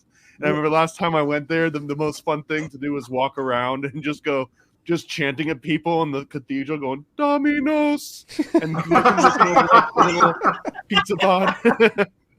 But it's so weird because you're in the middle of nowhere. You're driving, and it's just like all Everglades and just like marsh, and then there'll be like a Seminole Indian casino, and then all of a sudden it's like you go into like a medieval sort of Italy where there's like all these old kind of Renaissance Tuscan looking villas and like a big old cathedrals. It's a really surreal place to be. What a trip. It is weird as hell, dude. I did not know about this. Yeah, if you've never heard, look at this thing, bro. This thing is dude, crazy. I didn't even know about that fucking place. What the fuck? Really? Domino's. This is the Domino's guy? This is the Domino's guy. If there was a picture, I want to see it with the Domino's. If you just rotated a little bit, there's a fucking Domino's, pizza place right in there. This guy is next level occult, bro. Holy shit. Like, you don't just go out here and be building buildings. Look at that. It looks like a keyhole. If you look at it, it also looks like the fucking this was like, look at it from that one looks like an egg. Life goal the here. There it is from above. He wanted to come to this. I think it's in Collier County. He wanted to come to Collier County and build this entire community and the school and the church and everything. And he did it. What a fucking weirdo. And he did it. This is actually this is a smaller version of, if you look up the experimental prototype City of Tomorrow, which is the original Epcot idea, not the Epcot amusement park that we have, but the actual Walt Disney. It's pretty much a small version of his exact scale when you look at it. And the other funny thing about, if you look at Walt Disney standing by the original Epcot plans for what a town would look like, it looks like CERN.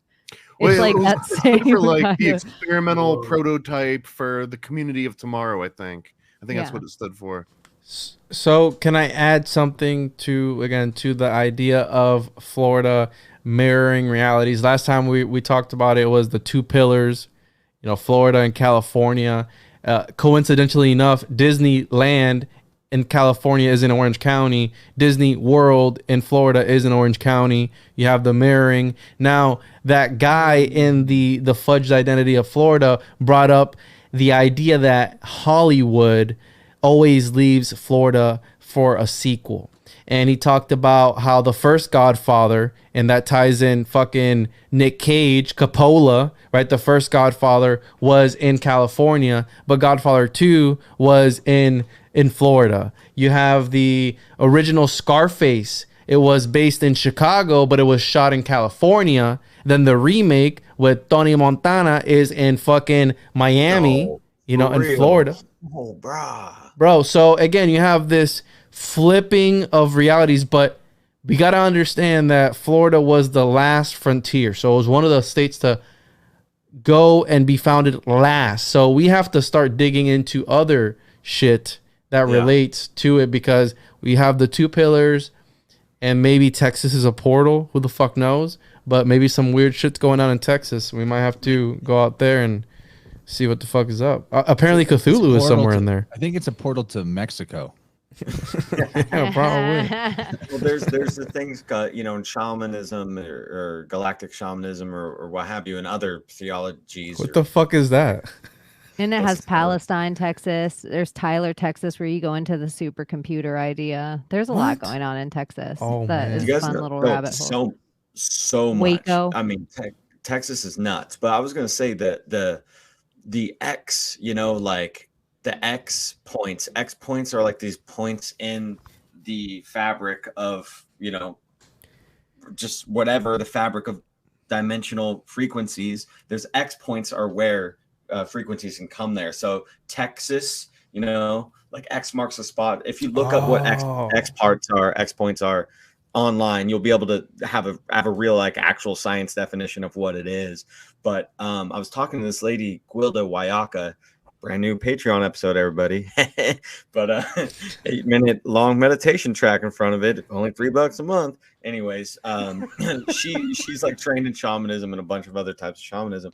And she was telling me, she was like, well, do you want to talk about X? Because she's been practicing shamanism for so long, and she's like this like old white lady with like bright red hair, like looks like she would be literally the principal of my elementary school, but she's trained in Tibetan shamanism, multiple indigenous Native American ones. Anyways, but now she runs this podcast where she just talks to scientists. And so she takes all of her shamanistic knowledge into physics.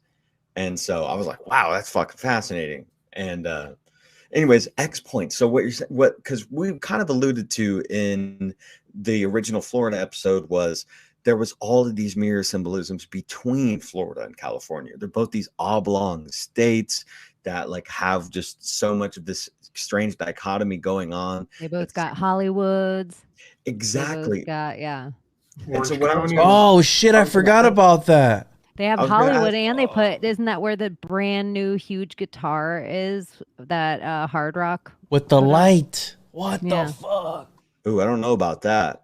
But I know that, okay, so the original Disneyland is on it's on a 33rd parallel, and it apparently runs directly on a line. The entrance, this was the design by Walt, was the entrance is knowingly on a magnetic ley line, very powerful one, and chosen in that area. And so it leads to this carousel.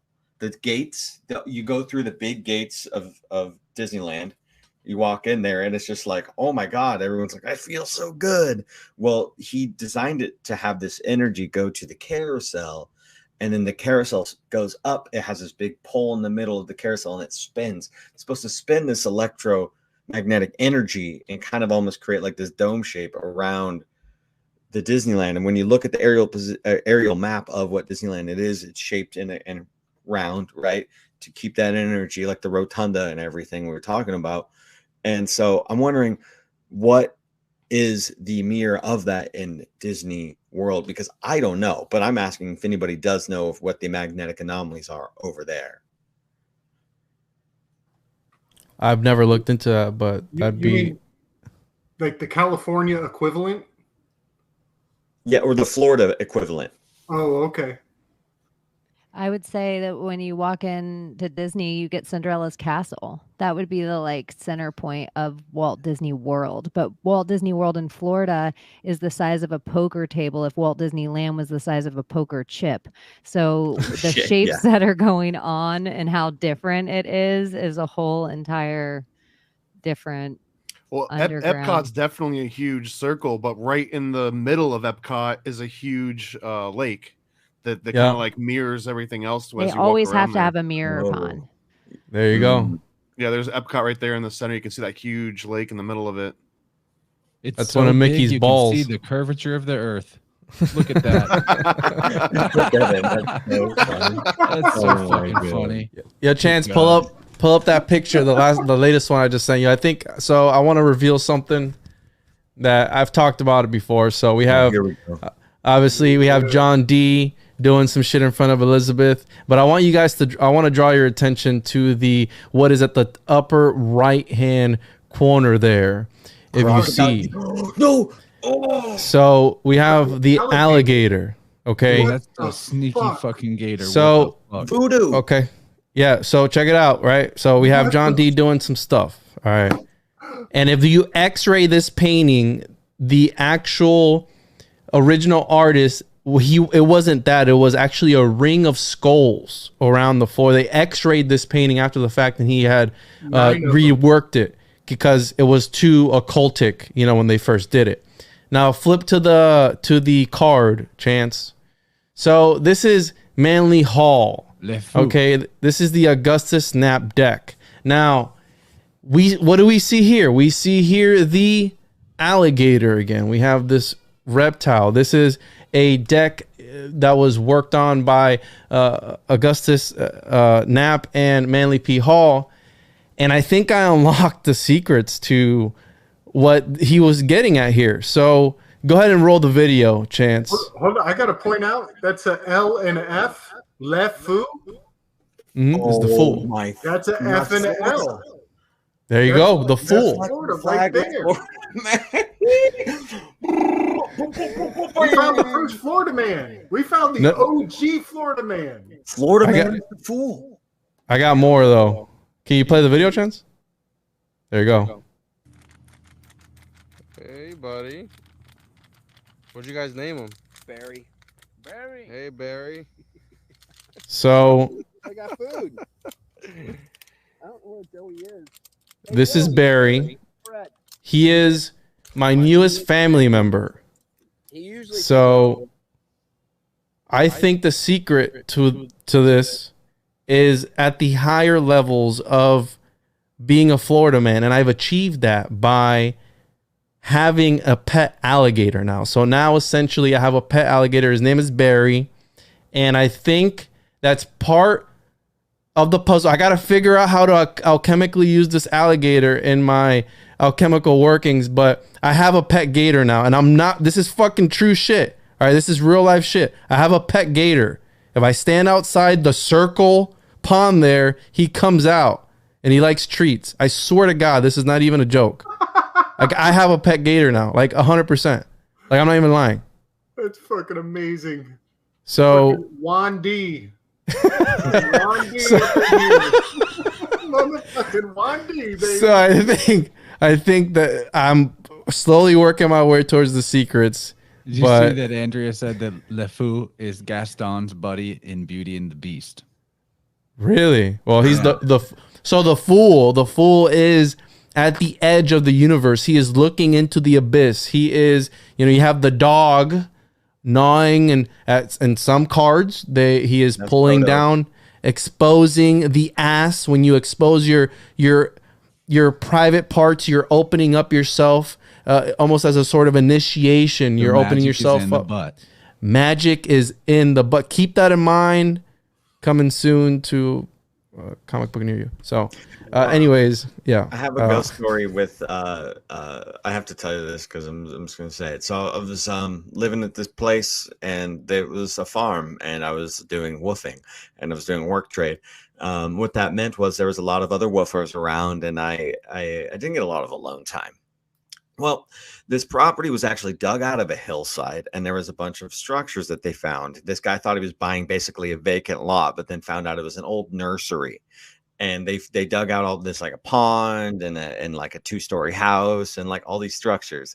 Fucking crazy, right? Like, he literally got this super cheap property. This is also, by the way, in Hawaii. Wait, what? He was digging out structures? Yeah, basically pulling it back from the jungle, cutting it out. And it was an old nursery, so it was terraced. There was it was all terrace property. They had avocado trees, mango trees, lychees, mangosteens, all the things. And the thing is, island is like, there's a lot of spirits going on, bro. I mean, let's be honest. And so I was on the property alone. And one thing that I always kind of have to do when I'm alone is get naked as soon as possible and then hop in some water. And so I was just like, I'm taking a shower. And so I go and I take a sweet shower, doing my thing. It's a Scorpio thing to say. And then, like I've been practicing yoga for a while. It changed my life. Absolutely love it. So I'm familiar with the cat cows. Okay. The cat cow position, because I got like, my spine is all fucked up. And sometimes I'd be airing out, you know what I mean? Sometimes I'm airing out without a towel. And so I'm just doing my thing in my room. And I was lying there kind of like just, ass up, face down, texting.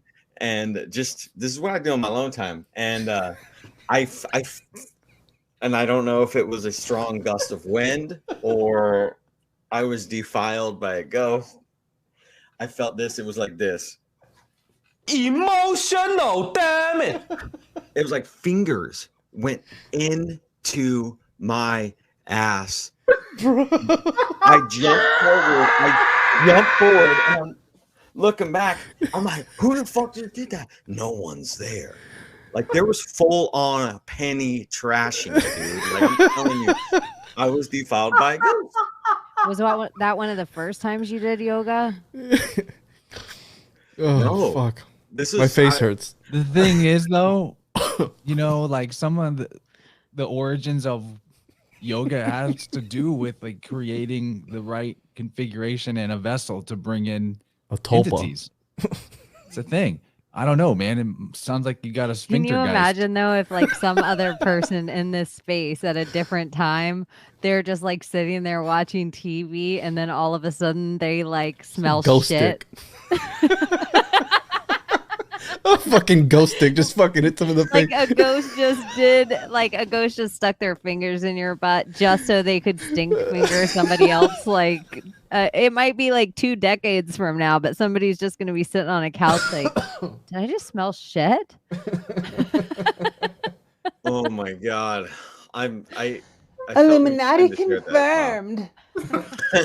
Yeah, that's SBL, Jer.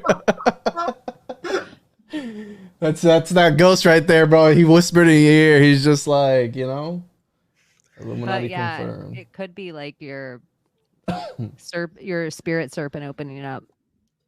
I'm sure it was opening your up. Root chakra. You just needed to expose your root chakra a little more. Oh, sweet Lord. Okay, can I ask you guys a question? No, I swear, this is legit. Take a break, bro. No, take a break, Romy. I want to ask you this. This is a simple question. Now we're tying it back into John D. So, is the ghost in the room now? Blink if you're in trouble, bro. Sorry, man. You do your thing. I'm just okay. Fucking funny story. Also troubling.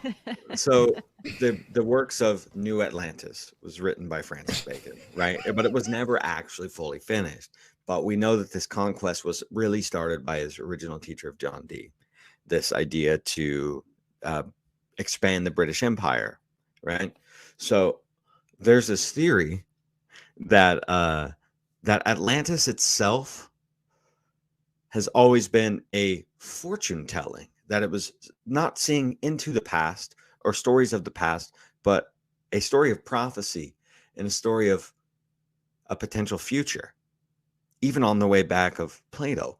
Now I'm asking you guys, you know, because I mean, if John Dee was telling Francis Bacon this, and they were able to actually see in some sort of veil of time, whether in the past or the future, and they had this concept of Atlantis. Do you guys think that there's a potential that Atlantis never existed, and it is what we live in now, and this is the high-tech Atlantean age? I think that most likely we'll eventually be able to fully conclude that it's astrotheology. Man, just when we get this audiobook done for A God's Acre for Winds of the Soul, and when we drop the Dylan Sicosio interview that I just did last night, gonna drop that tomorrow. We'll be putting a few of the keys down for this, but like, we're not the first people to make this statement. There have been researchers for hundreds of years saying this, but the fucking majority of history is encoding mythology and astrotheology, and is probably mostly not real at all. And my thinking here is that when the conquerors come in, they just wipe shit out entirely, and there's a few 100-year people or a period where they're like just beating the slaves down and giving them their new language and traumatizing the hell out of them and programming them with their whole new culture.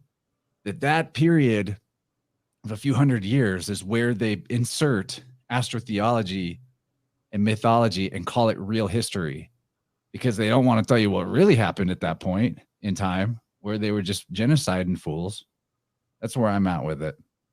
And I think most of these stories of the ancient world are probably something along those lines. What do you think about like the sunken city off Cuba? I don't know what it is. Like, I'm not saying there wasn't Japan. A civilization that, you know, I'm not saying there wasn't like a world pancake, you know, pancake spanning civilization. I'm not saying that it is flat. I'm There's just still saying movement in some way, shape, or form. There is some movement. Just saying, there has to be. It's a holographic projection, bro. It's like a snow globe type of thing. Well, yeah, whatever though. I'm saying that like any of the versions that we get of like what the ancient past was is just so highly suspect. I'm just throwing out all. I'm pretty much done with anything history in terms of actually believing it, and I'm only looking at it for its symbolic value at this point. But what and so when you say astrotheology, you know, which is like a story of the stars or deities of the stars and correlations of like the shadows being casted down or whatever, you know, like, but what do you mean when you say astrotheology, like in the sense of, you know, talking cosmically and how that is easily translatable? I mean that the symbol system of the story in the stars and what the constellations are, that is what encodes, that is like the codex that allows you to understand and interpret the mythologies and systems and languages of all these different regions of the world and across time. Yeah.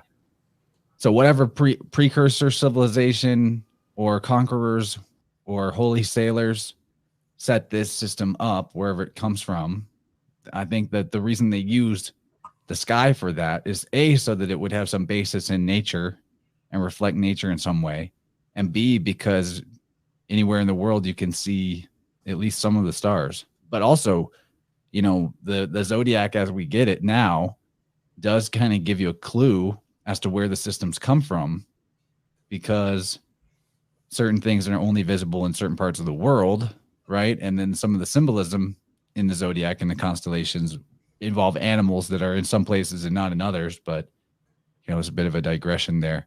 But dudes, the Dylan Sicosio episode and premiere tomorrow night, it is so much fire. Y'all aren't ready. I'm stoked, dude. Oh man, yeah, because astrotheology is, you know, the thing is like, you know, it gets confusing when we're trying to figure out who the real creators of the original zodiac and what story to line up to astrotheology, you know, because there's so many different correlations. There's not so many different correlations, but there are at least a couple different variations of the zodiac itself. So, and different interpretations of what they mean symbolically. So I'm just, that's a big one for me. And yeah, the guy who wrote Curious George redid the zodiac. Whoa. The man in the yellow hat. Oh, damn. And John D wanted to rework the calendar. So he wanted to get on I believe the Gregorian calendar at one point, but he died before that could happen. I think Augustine and Augustus, that beginning is like royal birth. So it lets you know, like, even the St. Augustine of it all might not have been him at all. He's just getting credit for a big, huge thing because he was of royal birth. Yeah, and in the Celtic tradition, Ogham is the name for the secret language, the coded language, the Argao. There's that Argao. Yep. The green language. Yeah, that's called Ogham. Yep. Sounds a lot like Augustine or Augustus. And the Argus minor decan is the last decan in Cancer just before you enter into Leo. And it is a ship. It's a vessel, which language is often called a vessel of the spirit of ideas. Whoa. Oh, there you go. Thanks, Jenny, for sharing us this. Where is that? Ancient Italian taxidermied crocodile. Well, another reason. Wow. For like all the fashion Why is it hanging houses. there? Think back to the picture that Juan showed of the John D painting. This is the fucking reptilian in a church. What the hell? Now I feel like Ave Maria needs one of those hanging from the rafters, right? They probably got one right across the street anyway. The Mary. The Skygate. The Skygator. Skygate. The X point, you see how it crossed right there? Oh, Chaney was about to say something. Yes, go. Oh, I totally forgot now. Oh, you know, like something about the alligator. Al and El, Allah, that's the like one of the terms for the god, and the priests are the gatekeepers, the intermediaries between you and the god. You know, they're the alligators.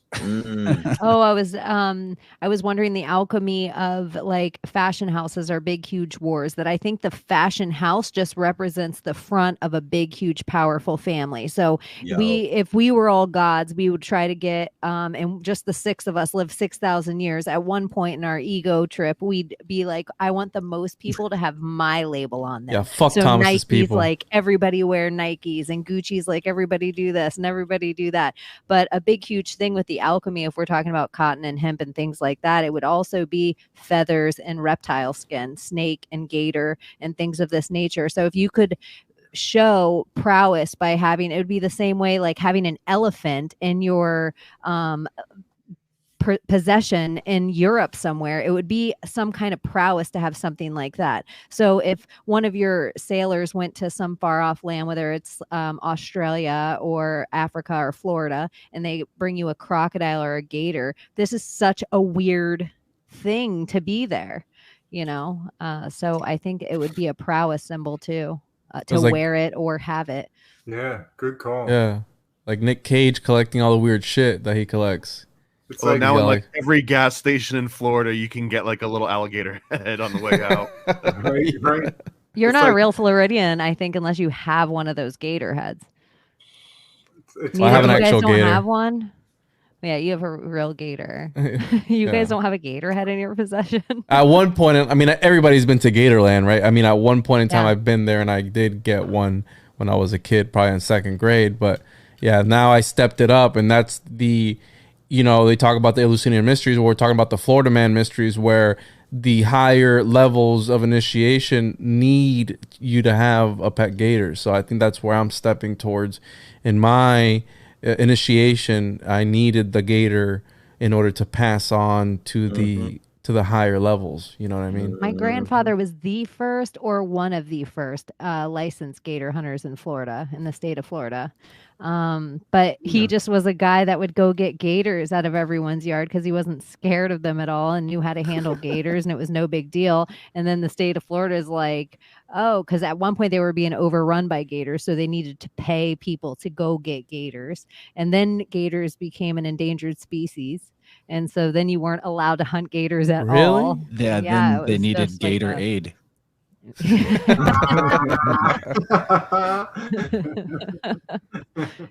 Yeah, but there was a lot of times that I'd walk out, and in the carport there would be a gator with its hands and feet duct taped behind its back, and it's holding a hostage. No, they were about to kill it, but it would just be alive there, or they'd sit me on it because the back, you know, it's all gators are kind of weak once they're not like other animals. Like you can hold their whole mouth shut with your fingers. Yeah, like there's a big fear of them, but really it's like, I mean, you have a potential of definitely getting fucked up from a gator, but they're not. You can't underestimate the gator. You got to know the gator. That's where they're just like, look at me sitting at the water's edge. All Floridians know you don't sit at the water's edge.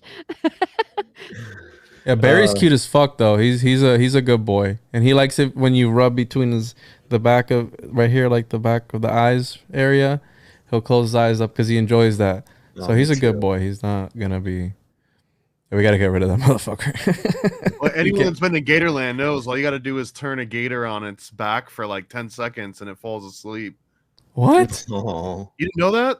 No, I didn't. Any alligator, it's the weirdest freaking thing, man. But if you put an alligator on its back after like 10 or 15 seconds, I don't know if it's the blood or something, but they'll just pass out, and that's why they can like do all the crazy, you know, stuff they do with them at Gatorland.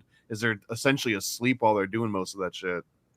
So I'm wondering what this esoteric or alchemical symbolism is that we're finding with the alligator stuff here, because you know, what you just said about all their blood rushing to their head and making them pass out makes me think that makes it easy to maybe harvest their blood to use for some sort of ritualistic practice, or what's the symbol of? It's called tonic immobility, and I don't know if it's even been fully explored yet.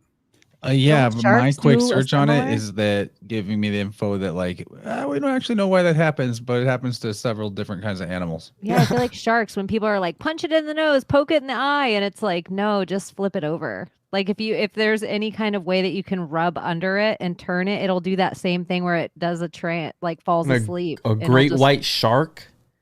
Well, people say like you can rub it too. Like it does something weird to well, I mean, the same with your same philosophy, you're gonna try to punch it, a great white shark. It's like this, like all the other options, but it's like maybe higher in mercury. Maybe their bloods are higher in mercury. So when they distill it and they make the stone from the blood, they're able to actually extract specific types of special metals.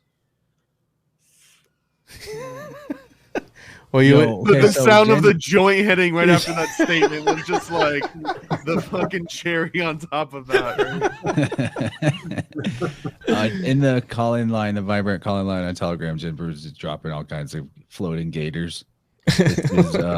Well, so it symbolizes the younger alchemist in his workshop from 1650. Look at that. The Sword and the Stone by T.S. White. There's one up there. What? Those have to be crocodiles. There's no fucking way on the planet those are alligators. They've got to be crocodiles. I was kind of thinking that in my true. I mixed that Florida up. That's Egypt. Too. Yeah. Like they're a little too long of a nose. But the symbology still feels weird. Yeah. I mean, I think they run like relatively same family. Lizard people. They got to. That's a big fucking crocodile. Gator. God damn. That looks like my Uncle Sam. So bro. this takes us back to, we were talking trapezoids, truncated pyramids, talking about the trapezoid.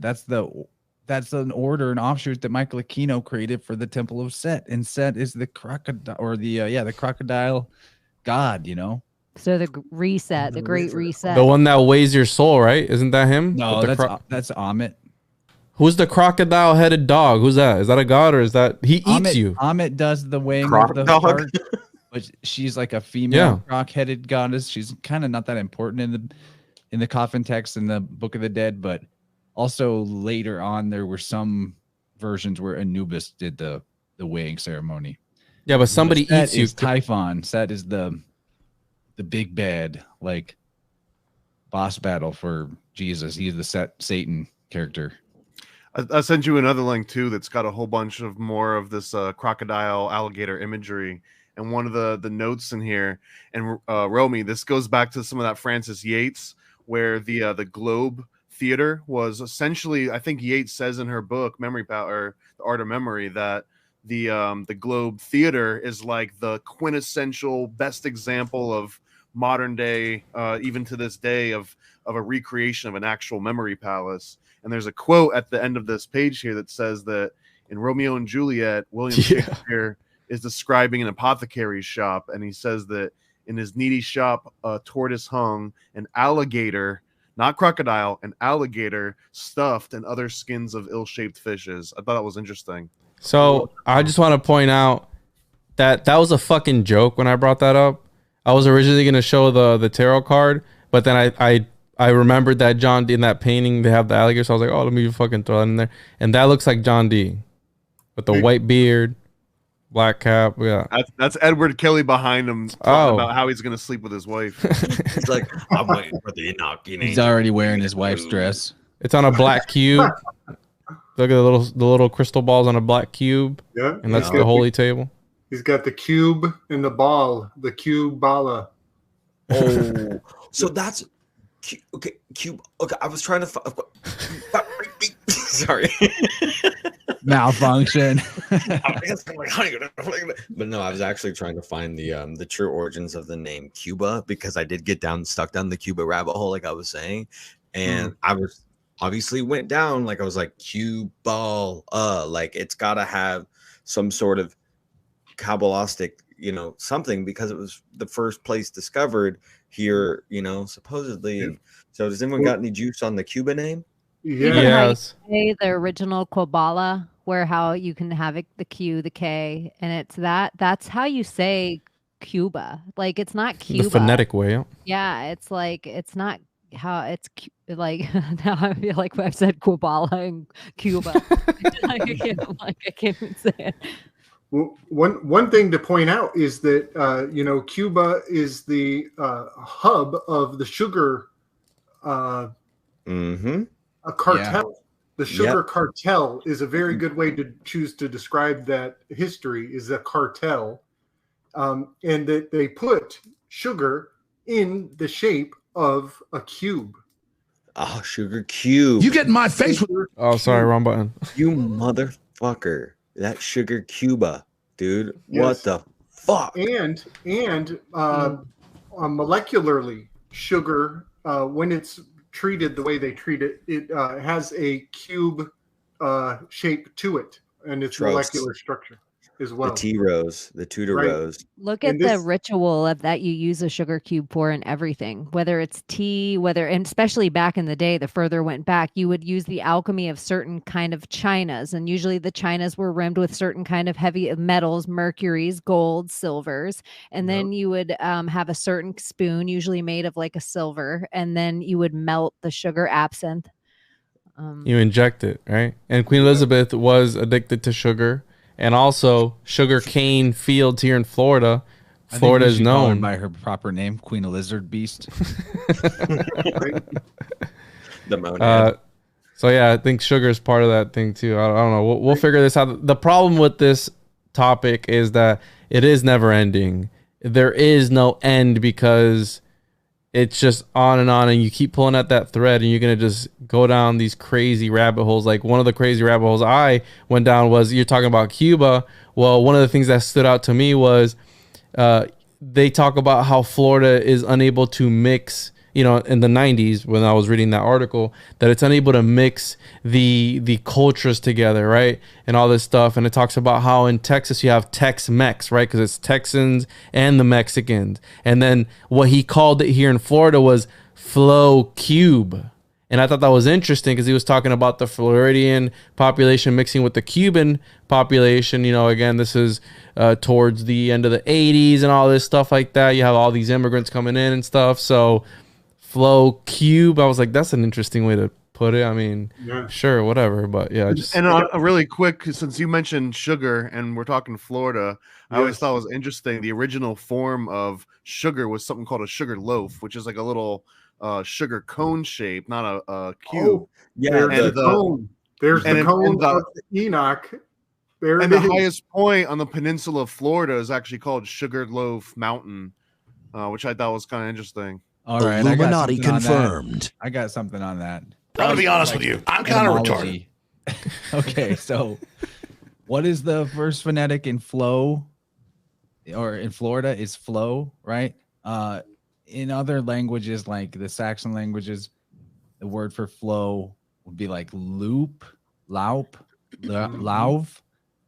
Actually, in Saxon specifically, loaf becomes hlaf.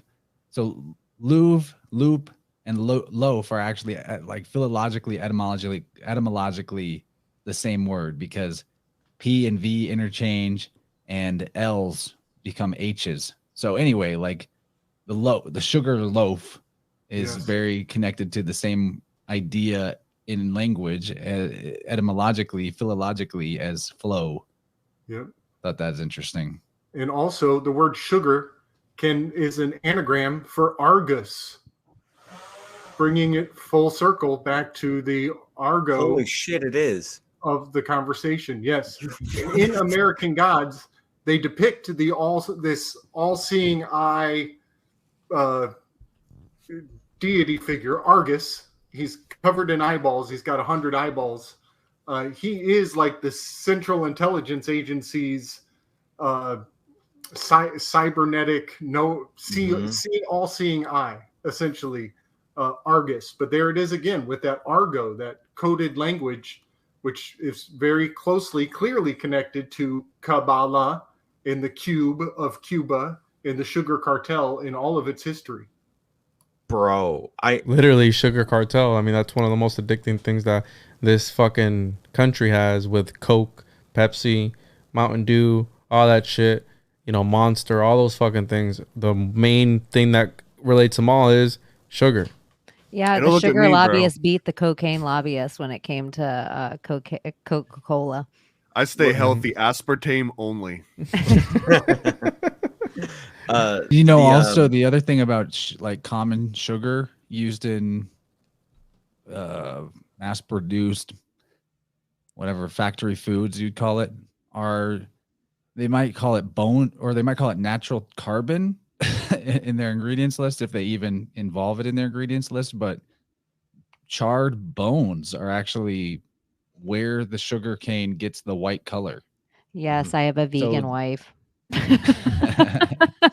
Yeah, I learned that when I was vegan. Like you can't fuck with most sugar. Organic sugar usually doesn't use the bone char, but yeah, bone char, animal bone bones, char. Yeah, it's what makes sugar white. It's the thing that bleaches the sugar out and really makes it the white color that it. What the fuck?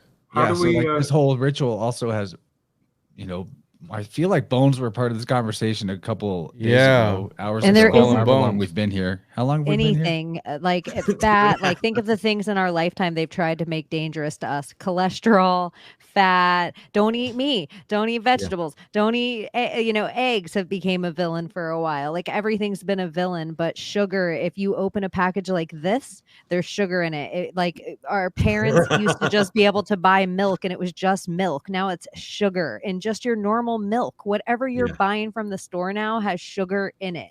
Like the sugar lobby it's got to be one of the strongest. Those are lizards, 100%. I got three ones on. So someone brought up the bone char. So bone char is also used in oil refinement. So it's daily, and I always like bringing up that oil is just refined, or it's just concentrated sunlight that's been buried under the earth. So bone char is used to refine, this concentrated sunlight.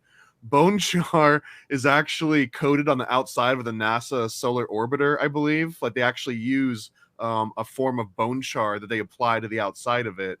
And I'm pretty sure that the black ball in the Freemasonic voting ritual, when someone gets blackballed, that black ball was made out of bone char originally.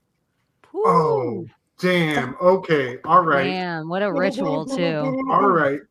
Let's I'm going to bring in the death card real quick. We talked about this when we did the Florida breakdown on Juan's channel.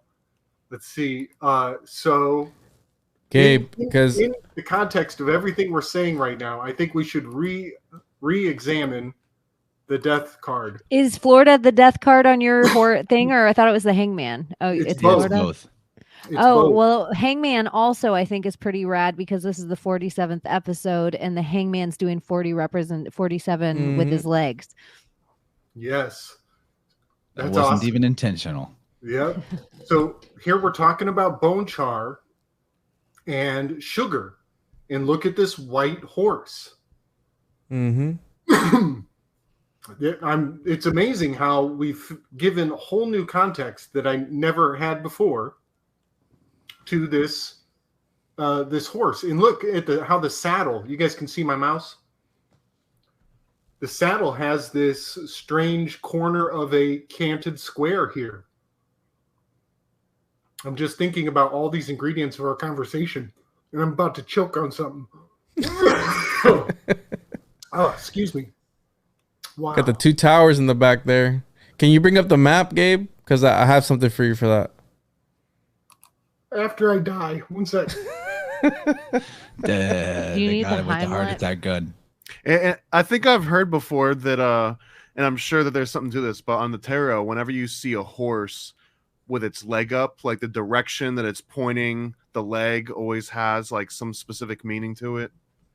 Well, that's why we have the map, and I want to. Yeah.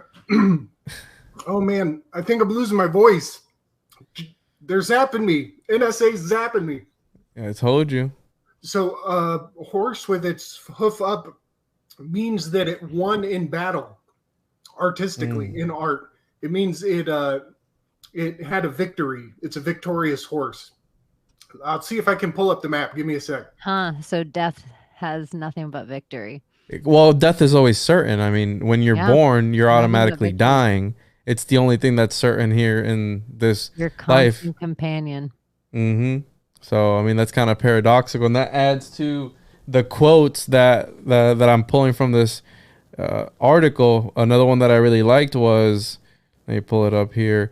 Promise and closure, inauguration and fulfillment, beginning and ending. Such combinations make the image of Florida paradoxical, because you have people who come here to what? To fucking die. I mean, you know, everybody comes here to retire. It's their last frontier, essentially. They want to die in peace. And but then you have people who are born here every day too. So, and they're going to live their life, so you have this balance that just cancels itself out. You know what I mean? It's just in the center. And again, Florida is very interesting. I'm sure we didn't even fucking talk about Jekyll Island or anything, but I mean, we could always do more of these episodes because I think they're fucking. Can I get a close weave on it? This one final weave. Are we doing sign outs? I'm sorry, I had to walk away. I had to do a thing. No. I mean, we'll get to that in a minute. I mean, we're waiting for Gabe to pull up the map because I have something for that. Yeah, maybe like 3 hours ish will be the place where we'll shoot to wrap up. I always think it's just more of a spell than I think. Like, it's esoteric beyond the idea that we understand. But I do think it's so interesting that the Florida flag has "In God We Trust" on it, the same as the Mississippi flag, and they're the only two flags with that on embedded on it. And I also think where they sat over the last few years, they were just different places than the rest of the country. Just Mississippi has 10 people that live there. But it's also the red cross across it, but it's the X marks the point that you were saying before with the X symbolism instead of the cross. There's also a pyramid on the Florida flag or whatever Juan was showing me earlier. There's a fucking pyramid there. Yeah, they show mountains in the fucking Florida seal, and there are obviously no mountains here, but the indigenous people were mound builders, and they built really huge mounds at one point that were just of everything, animal bones. And Florida, I was seeing that there was a video that I was watching where, because I think Romy was talking about like building on top of civilizations, and in downtown Miami, in one little piece, the guy was pointing out like, hey, this was the original people's building here. You can see the stone here. Here is, you know, from the 20s and 30s, the road that they built. Here is, you know, this parking lot that they laid, you know, a few years ago. And also the plastic tubing was introduced in the 70s. So you have all these things just on top of one another. Like, again, all these energies, because we know energy can't be destroyed, made or destroyed. You know, it only can be transformed. So you have all these energy fields, you know, stacking on top of each other, and that's in Miami. I mean, and that was in like one little section. The guy was like, here's here. I'm like, dude, what about all these cities that they've built on top of mountains? They stop full projects if they found like a toe bone of like an indigenous person, and they stop the project. So. Yeah, and I also think before all the politics were involved, like Key West and Cuba are so close to each other, even if there's no seawater rise, just right now as we sit, you would just be able to go there in a boat trip. It would be very normal for them to see mountains. Like, it would be not a big deal for a person that was regularly in Florida to go and see an entire, and look at all the island chains and how mountainous they are. So especially in the Caribbean. So I just think it would have been very natural for them to take a boat, which is also in the Florida Seal, over to one of those islands and see mountains for days. It's only 90 miles, the furthest point to Cuba. 90 miles. I don't know if that's bing bang. I can see Cuba from my house. For real? No, it just seems like a Sarah Palin thing to say. Sarah Palin. Oh my, wow.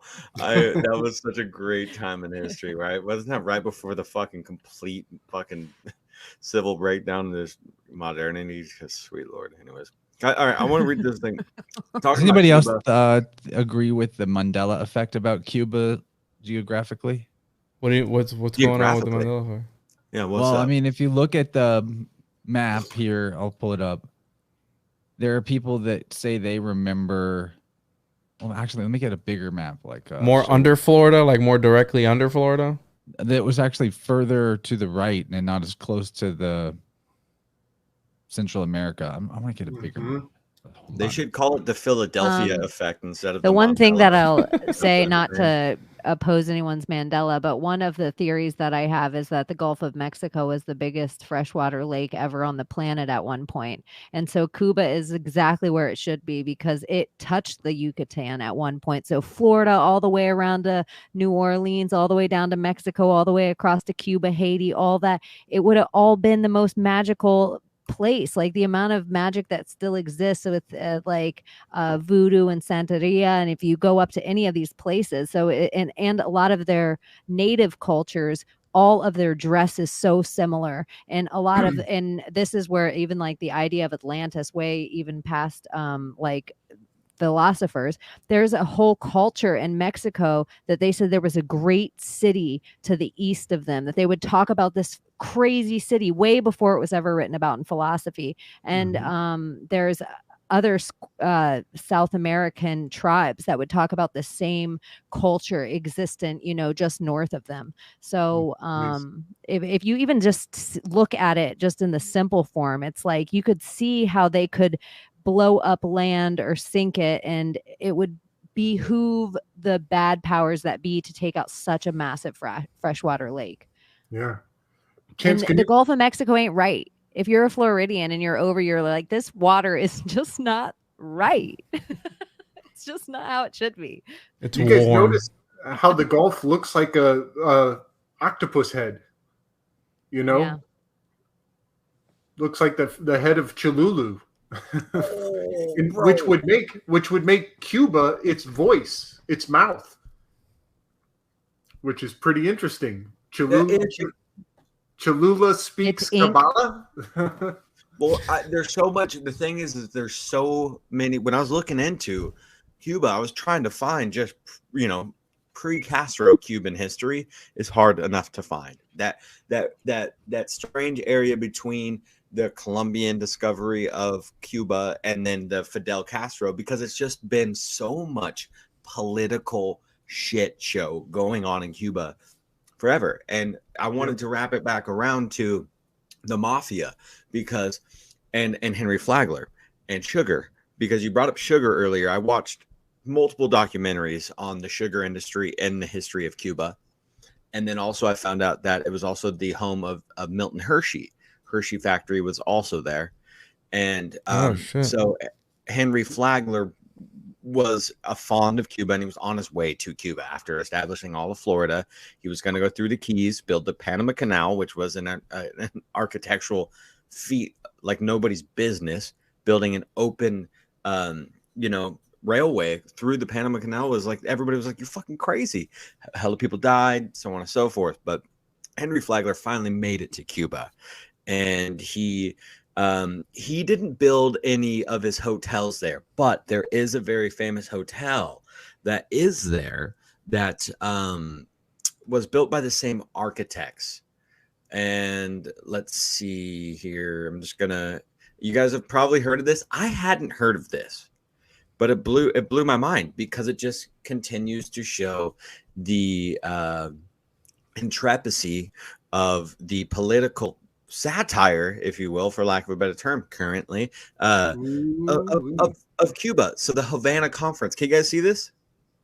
Yeah, buddy. Mm-hmm. Yeah. So the Havana Conference of 1946. Does anybody know about this already? Because I had no idea. No, but HC, Havana Conference, HC, that's a 6 and a 3. That's a 6 cubed. What year did, because something weird, I don't know if this is when it happened or not, but when we bought Guantanamo Bay from Cuba, it's back to your gold thing and alchemy and stuff. We bought it for actual gold. Like the transfer of it was actual metal. Well, so that was interesting. Lawfully speaking, the only way that land can actually transfer ownership is through purchase with precious metals. Like that's what. Yeah, you don't actually own something that you buy with debt notes that have no actual value in nature. That's why they can. That's why they get your property tax out of you, because you're really renting it. Trip out, actually. Yeah, that's crazy. So coins, keep your coins, eh? Mm-hmm. Like I have $40 million worth of copper inside these pennies from 1933.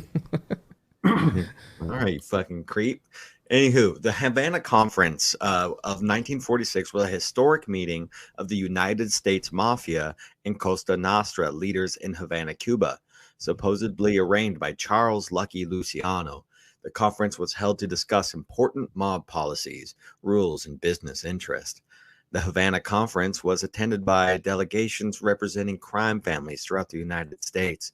The conference was held the week of December 22nd. That's the winter solstice at the Hotel Nacional, which is the same architects that built Henry Flagler's hotels. The Havana Conference is considered to have been the most important mob summit since the Atlantic City Conference of 1929. That was right before the thing with the alcohol prohibition. Decisions made in Havana, which prohibition directly correlated with Havana as well, because Cuba was one of the largest sugar producers, and you know what was made and rum too, I think, with sugar water was booze, right? And so people actually started flooding to Cuba after the prohibition, and I think that's where a lot of this connection ties come in to the mob staying to be there, because you said called it the sugar mafia earlier. Well, when the prohibition happened, people were flooding here, and so you got the Atlantic City Conference, and yeah, so it's just like, here's the hotel. It's got the couple bell towers just to pay homage, you know. To I'm curious about like some of the organizations present. Yeah, so here, look at those fucking. Look at those nicknames, Syndicate. Socks and Lucky. What the fuck? Jimmy 2 times. Arnold the Big Bankrolled Rothstein. Look at that. What kind of fucking names are those? After the murder of Arnold Rothstein, have you guys ever watched Boardwalk Empire?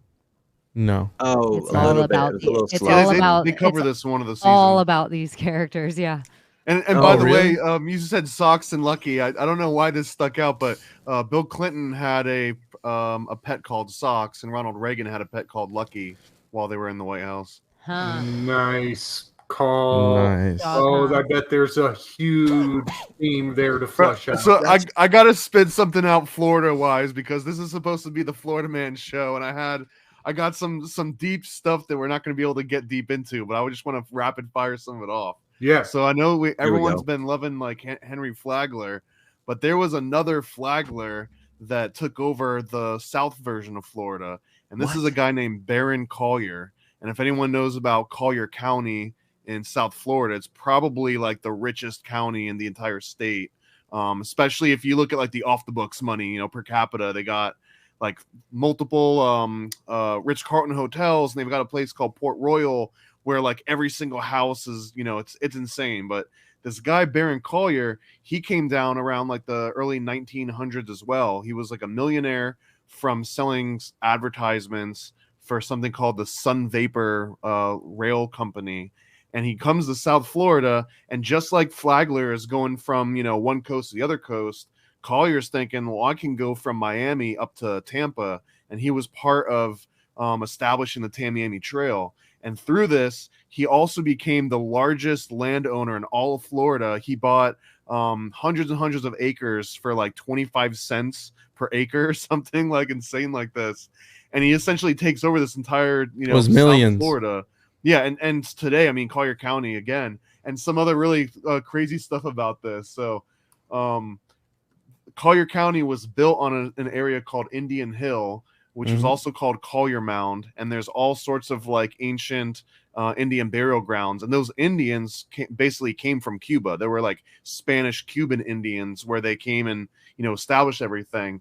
Also, the family, the Collier family, started on a little island called Usepa, I think it's called, and it's right outside of Fort Myers. And Usepa Island was also used as a CIA training grounds for the Bay of Pigs invasion. That's where the CIA actually sent all their guys before they went directly to Cuba. And then the last one, which is totally out of left field, but when you drive down the highway, right, you've got the center line, but you also have the lines on the sides of the highways. No one really knows this, but Baron Collier essentially is credited with creating those sidelines on the highway which are now ubiquitous across, the entire nation. This is all this one guy, Baron Collier, who is like the unknown, way richer version of Flagler. He was a saw maker's heir.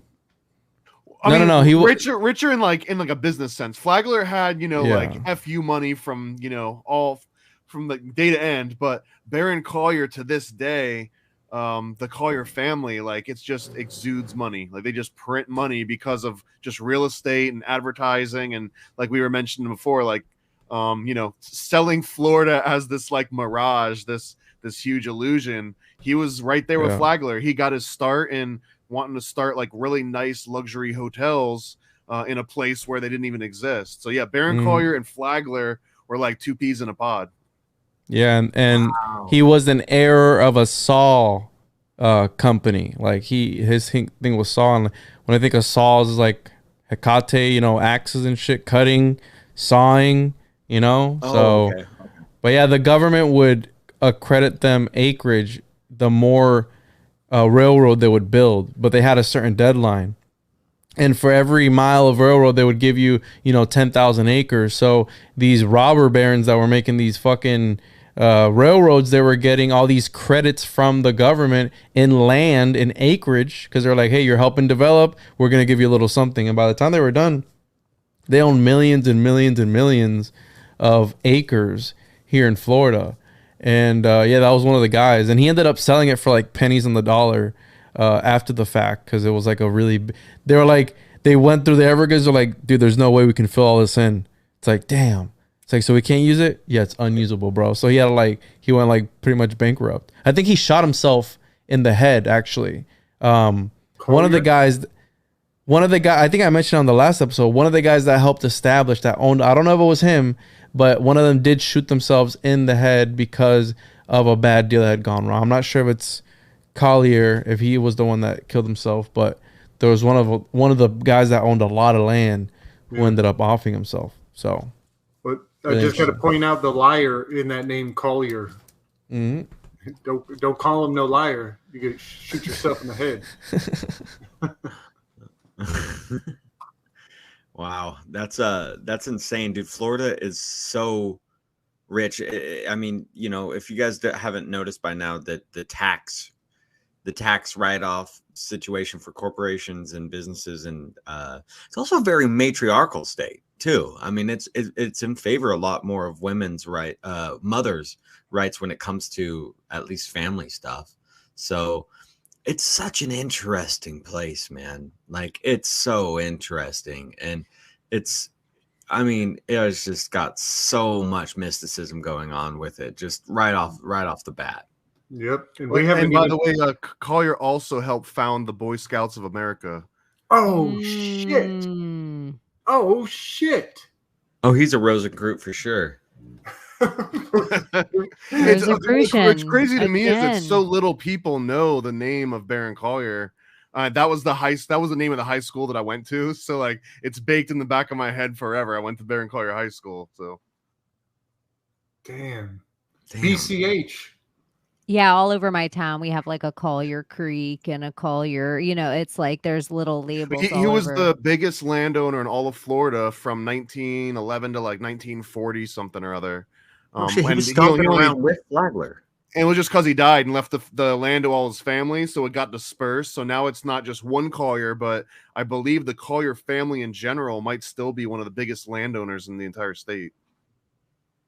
That's the same time as Henry Flagler being, so they were boys. Like they were. Yeah, I'm saying when I said there are two peas in a pod, bro, like one of them was like, I take that side, you take that side, Such a trip, dude. Okay, so we're getting here to 3 hours here. What's really going on? Like, how do we taper off this explosion that we've created? How do we? I'm from the land of wildfires over here, man. We got to make sure that this shit don't get too crazy out of control. How do we keep it controlled? I was thinking I would just play us out with a song called Voodoo by The Alchemist from the 2015 album Retarded Alligator Beats. Oh, shit. Illuminati confirmed. Jennifer Brewster. I mean, we should have closing thoughts, but, I think that's the way to really end it, is with Retarded Alligator Beats by The Alchemist. That's almost your Eddie Bravo face.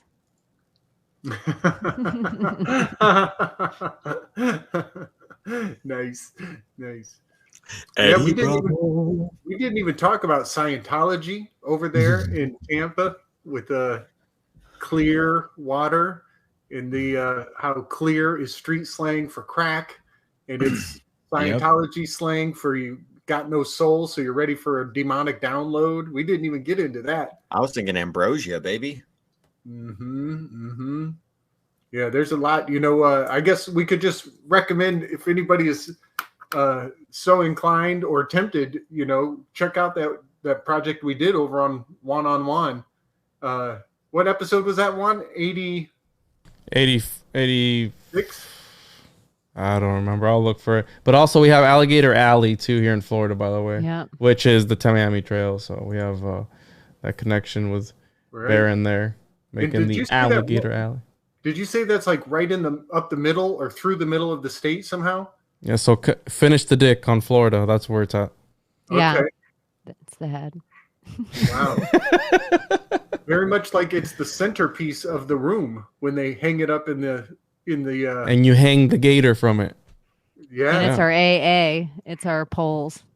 AA, and wasn't that the sign for Crowley's fucking like the two triangles? For yeah, Crowley's? that's the Thelema. That's the 6 points again. The 6 points of Kevin Bacon. There you go. Yeah, man. I re-listened to that today. But it's also the Merkaba and also the Star of David. So it has a lot of weight to have the 6-pointed star. Mm-hmm.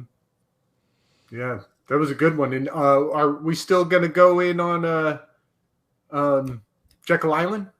Is that on the roster one of these days? Yeah, we're gonna have to do this again because this is too much. Yeah, I like the Florida team. We don't even have to stick to talking about Florida. I mean, we didn't this time. We got into so much John D stuff too. You guys were great. Thanks for coming on my show. Absolutely. This was fun for me. Yeah, this is great. We'll have to do it again. And I'm going to be doing a deep dive on John D here soon. So that's why I've been obsessed with John D for the last few weeks. And I'm learning a lot. So I think it ties into a little bit of everything. So that's why I brought it up. Glad I did. I can't wait to use the word penny trashin'. Penny trashin'. That's my new word from today. Thank you so much, homie. Penny trashin'. Trash the pennies. So you guys know what to do, right? Sign off with some plugs for all the things. Go around clockwise, starting with you, Gabe. Yeah, man. Slick Dissident, YouTube. Come check it. Also, Weaving Spiders Webs, Saturdays. And as soon as we get done here, Weaving Spiders Webs fires up for the flow state. Come check it. Damn. Here I am, Paranoid American, ParanoidAmerican.com. I also have a series with Juan you can check out at occultbookclub.com. That'll go straight to the video series. And happy birthday to my boy John D. And I want to throw out too, I'm currently working on a comic book about John D. and Edward Kelly that maybe it'll be done by the end of this year. That you guys are like, it's too spicy to share though. Ooh. He's a I'm kidding. So, yeah, check out the Occult Book Club if you want to hear about Jesus' vagina. Yes, you heard that right. We're digging into that type of shit. So, at the Juan podcast, everywhere, find me on there. And I'm so serious, Gabe. Don't laugh, bro. This is esoteric shit, bro. You gotta. It's the wound, bro. The wound is actually. Dog. It's the feminine. It's the. Yeah, no. It's the pussy. So. I'm going to jump in on the plugs right here. And if you guys remember from last week's Vibrant, we were talking to Lindsay Sharman from Rogue Ways about her book, Phytalis, Sine Curve of Aeons. I'm dropping this link in the chat. That book is now out and available as an audio book if anybody wants to hear me narrate an awesome novel to them. Nice. Oh, fuck yeah. Swoop that up. Do it, please. You support me and Lindsay by doing that, so that's pretty cool. And if you've never done Audible before, you can get it for free as your sample book. Oh, nice. All right, so Thomas, hit us with some plugs there, buddy. I'll double down. ParanoidAmerican.com. Oh, did you already go? Sorry. Pasting shit. ParanoidAmerican on my Instagram. attention span is running low. It's Romy's turn. It's Romy's and turn. let me just throw out too. We got the Chosen One comic book. Just we hit like 250% funding on Kickstarter. So look out for that. It's going to be in a couple actual comic shops and a few places across the country. So and rad. We'll have some other places where you can get it. Super good. Yeah, replug that GoFundMe link again, man. You got to keep, because my attention span is also short. It ended this morning, yeah, but we killed it. 250% funded. Fuck yeah, dude! Congratulations on that, dude. From over here in California, the other side of the pillar, dude. Yeah, guys, it's been fucking great. If I wanted to read this weird thing, but I'm not going to. But I will say that unless it's like hella long, you should just do what you felt like doing. Okay, but Crowley has always been interested in magic's potential to turn man into godlike creatures, spirit becoming flesh rather than the other way around. To him, it was the height of arrogance to believe that man was the last word in evolution.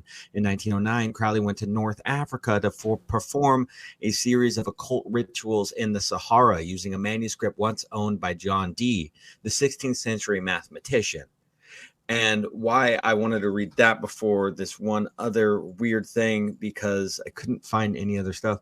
A few months into my psychiatric training, I went to the emergency room to see Mr. X, an agitated, terrified man from North Birmingham. His chief complaint, a dog had warned him his neighbor actually was a boko, plotting to capture his half soul. He called it the T-bone ange and seal it up in a bottle.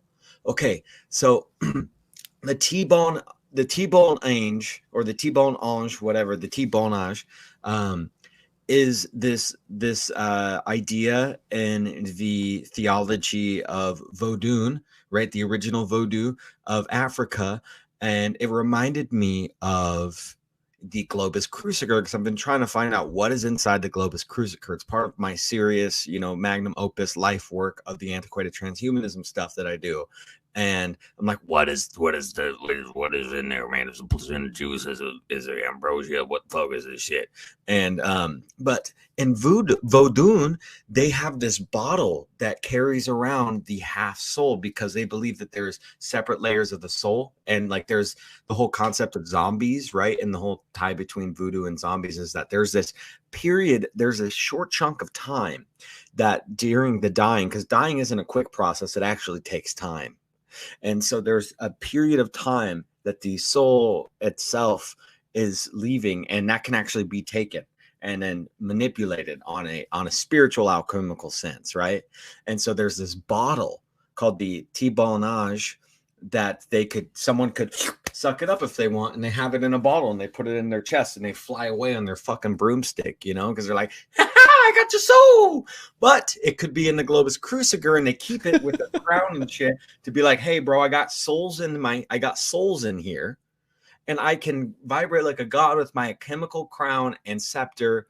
And anyways, I wanted to find the connection between John Dee and voodoo and the black magic being flipped on a thing from being actual African magic to what the Western esoterics fucks call it. The connections retarded alligators. And then, yes. And then I Dream a Genie. She was in a bottle, and that takes place in Florida. Hit the button, Juan. Yeah, it's like China. A TV China. That works. Illuminati confirmed. Yeah. Sorry, I was on the wrong page. That was a nice last second weave. Holy shit. Oh shit. That's yeah, crazy. That story was fucking wild. All right, I'm done. Rising from the ashes. Yeah, buddy. Yeah, baby, right from the ashes. I hear good stuff about your Norse mythology episode that just dropped. Norse mythology month this month. The first one with Raven Volson is amazing, dude. We had him on originally for his abduction story, but and now I believe it even 100-fold, because the amount of information this guy's able to hold in his head. I'm like, you had to have been tapped into some sort of celestial code by these vibrational lizard beings people. That dude, it was I suggest, get Craven on if you guys want. We'll talk business afterwards. But yeah, Rise from the Ashes. We do monthly themes. This month is Norse mythologies and runes, but alternative and esoteric. Very good. Can find me at Project Chaney everywhere and Chaney in Wonderland with underscores in between it on Instagram. Message me back, Chaney. Message me back. You haven't messaged me back. I totally will. Now I'm like, oh my gosh, is it? I try to organize everything so good too. All right, fam, I'm going to hit the music. We're going to check out these retarded alligator beats. I don't even know what this song consists of. Like, this would be completely new to me. So thanks everybody for tuning in. This was super fun. Love this crew. We'll do it again. We need a name for this particular team, the Florida team. Yeah. The Alligator Alley adjacent. Flow Riders. Flow Riders. Flow Riders. I like Flag Plant and Flow Riders. I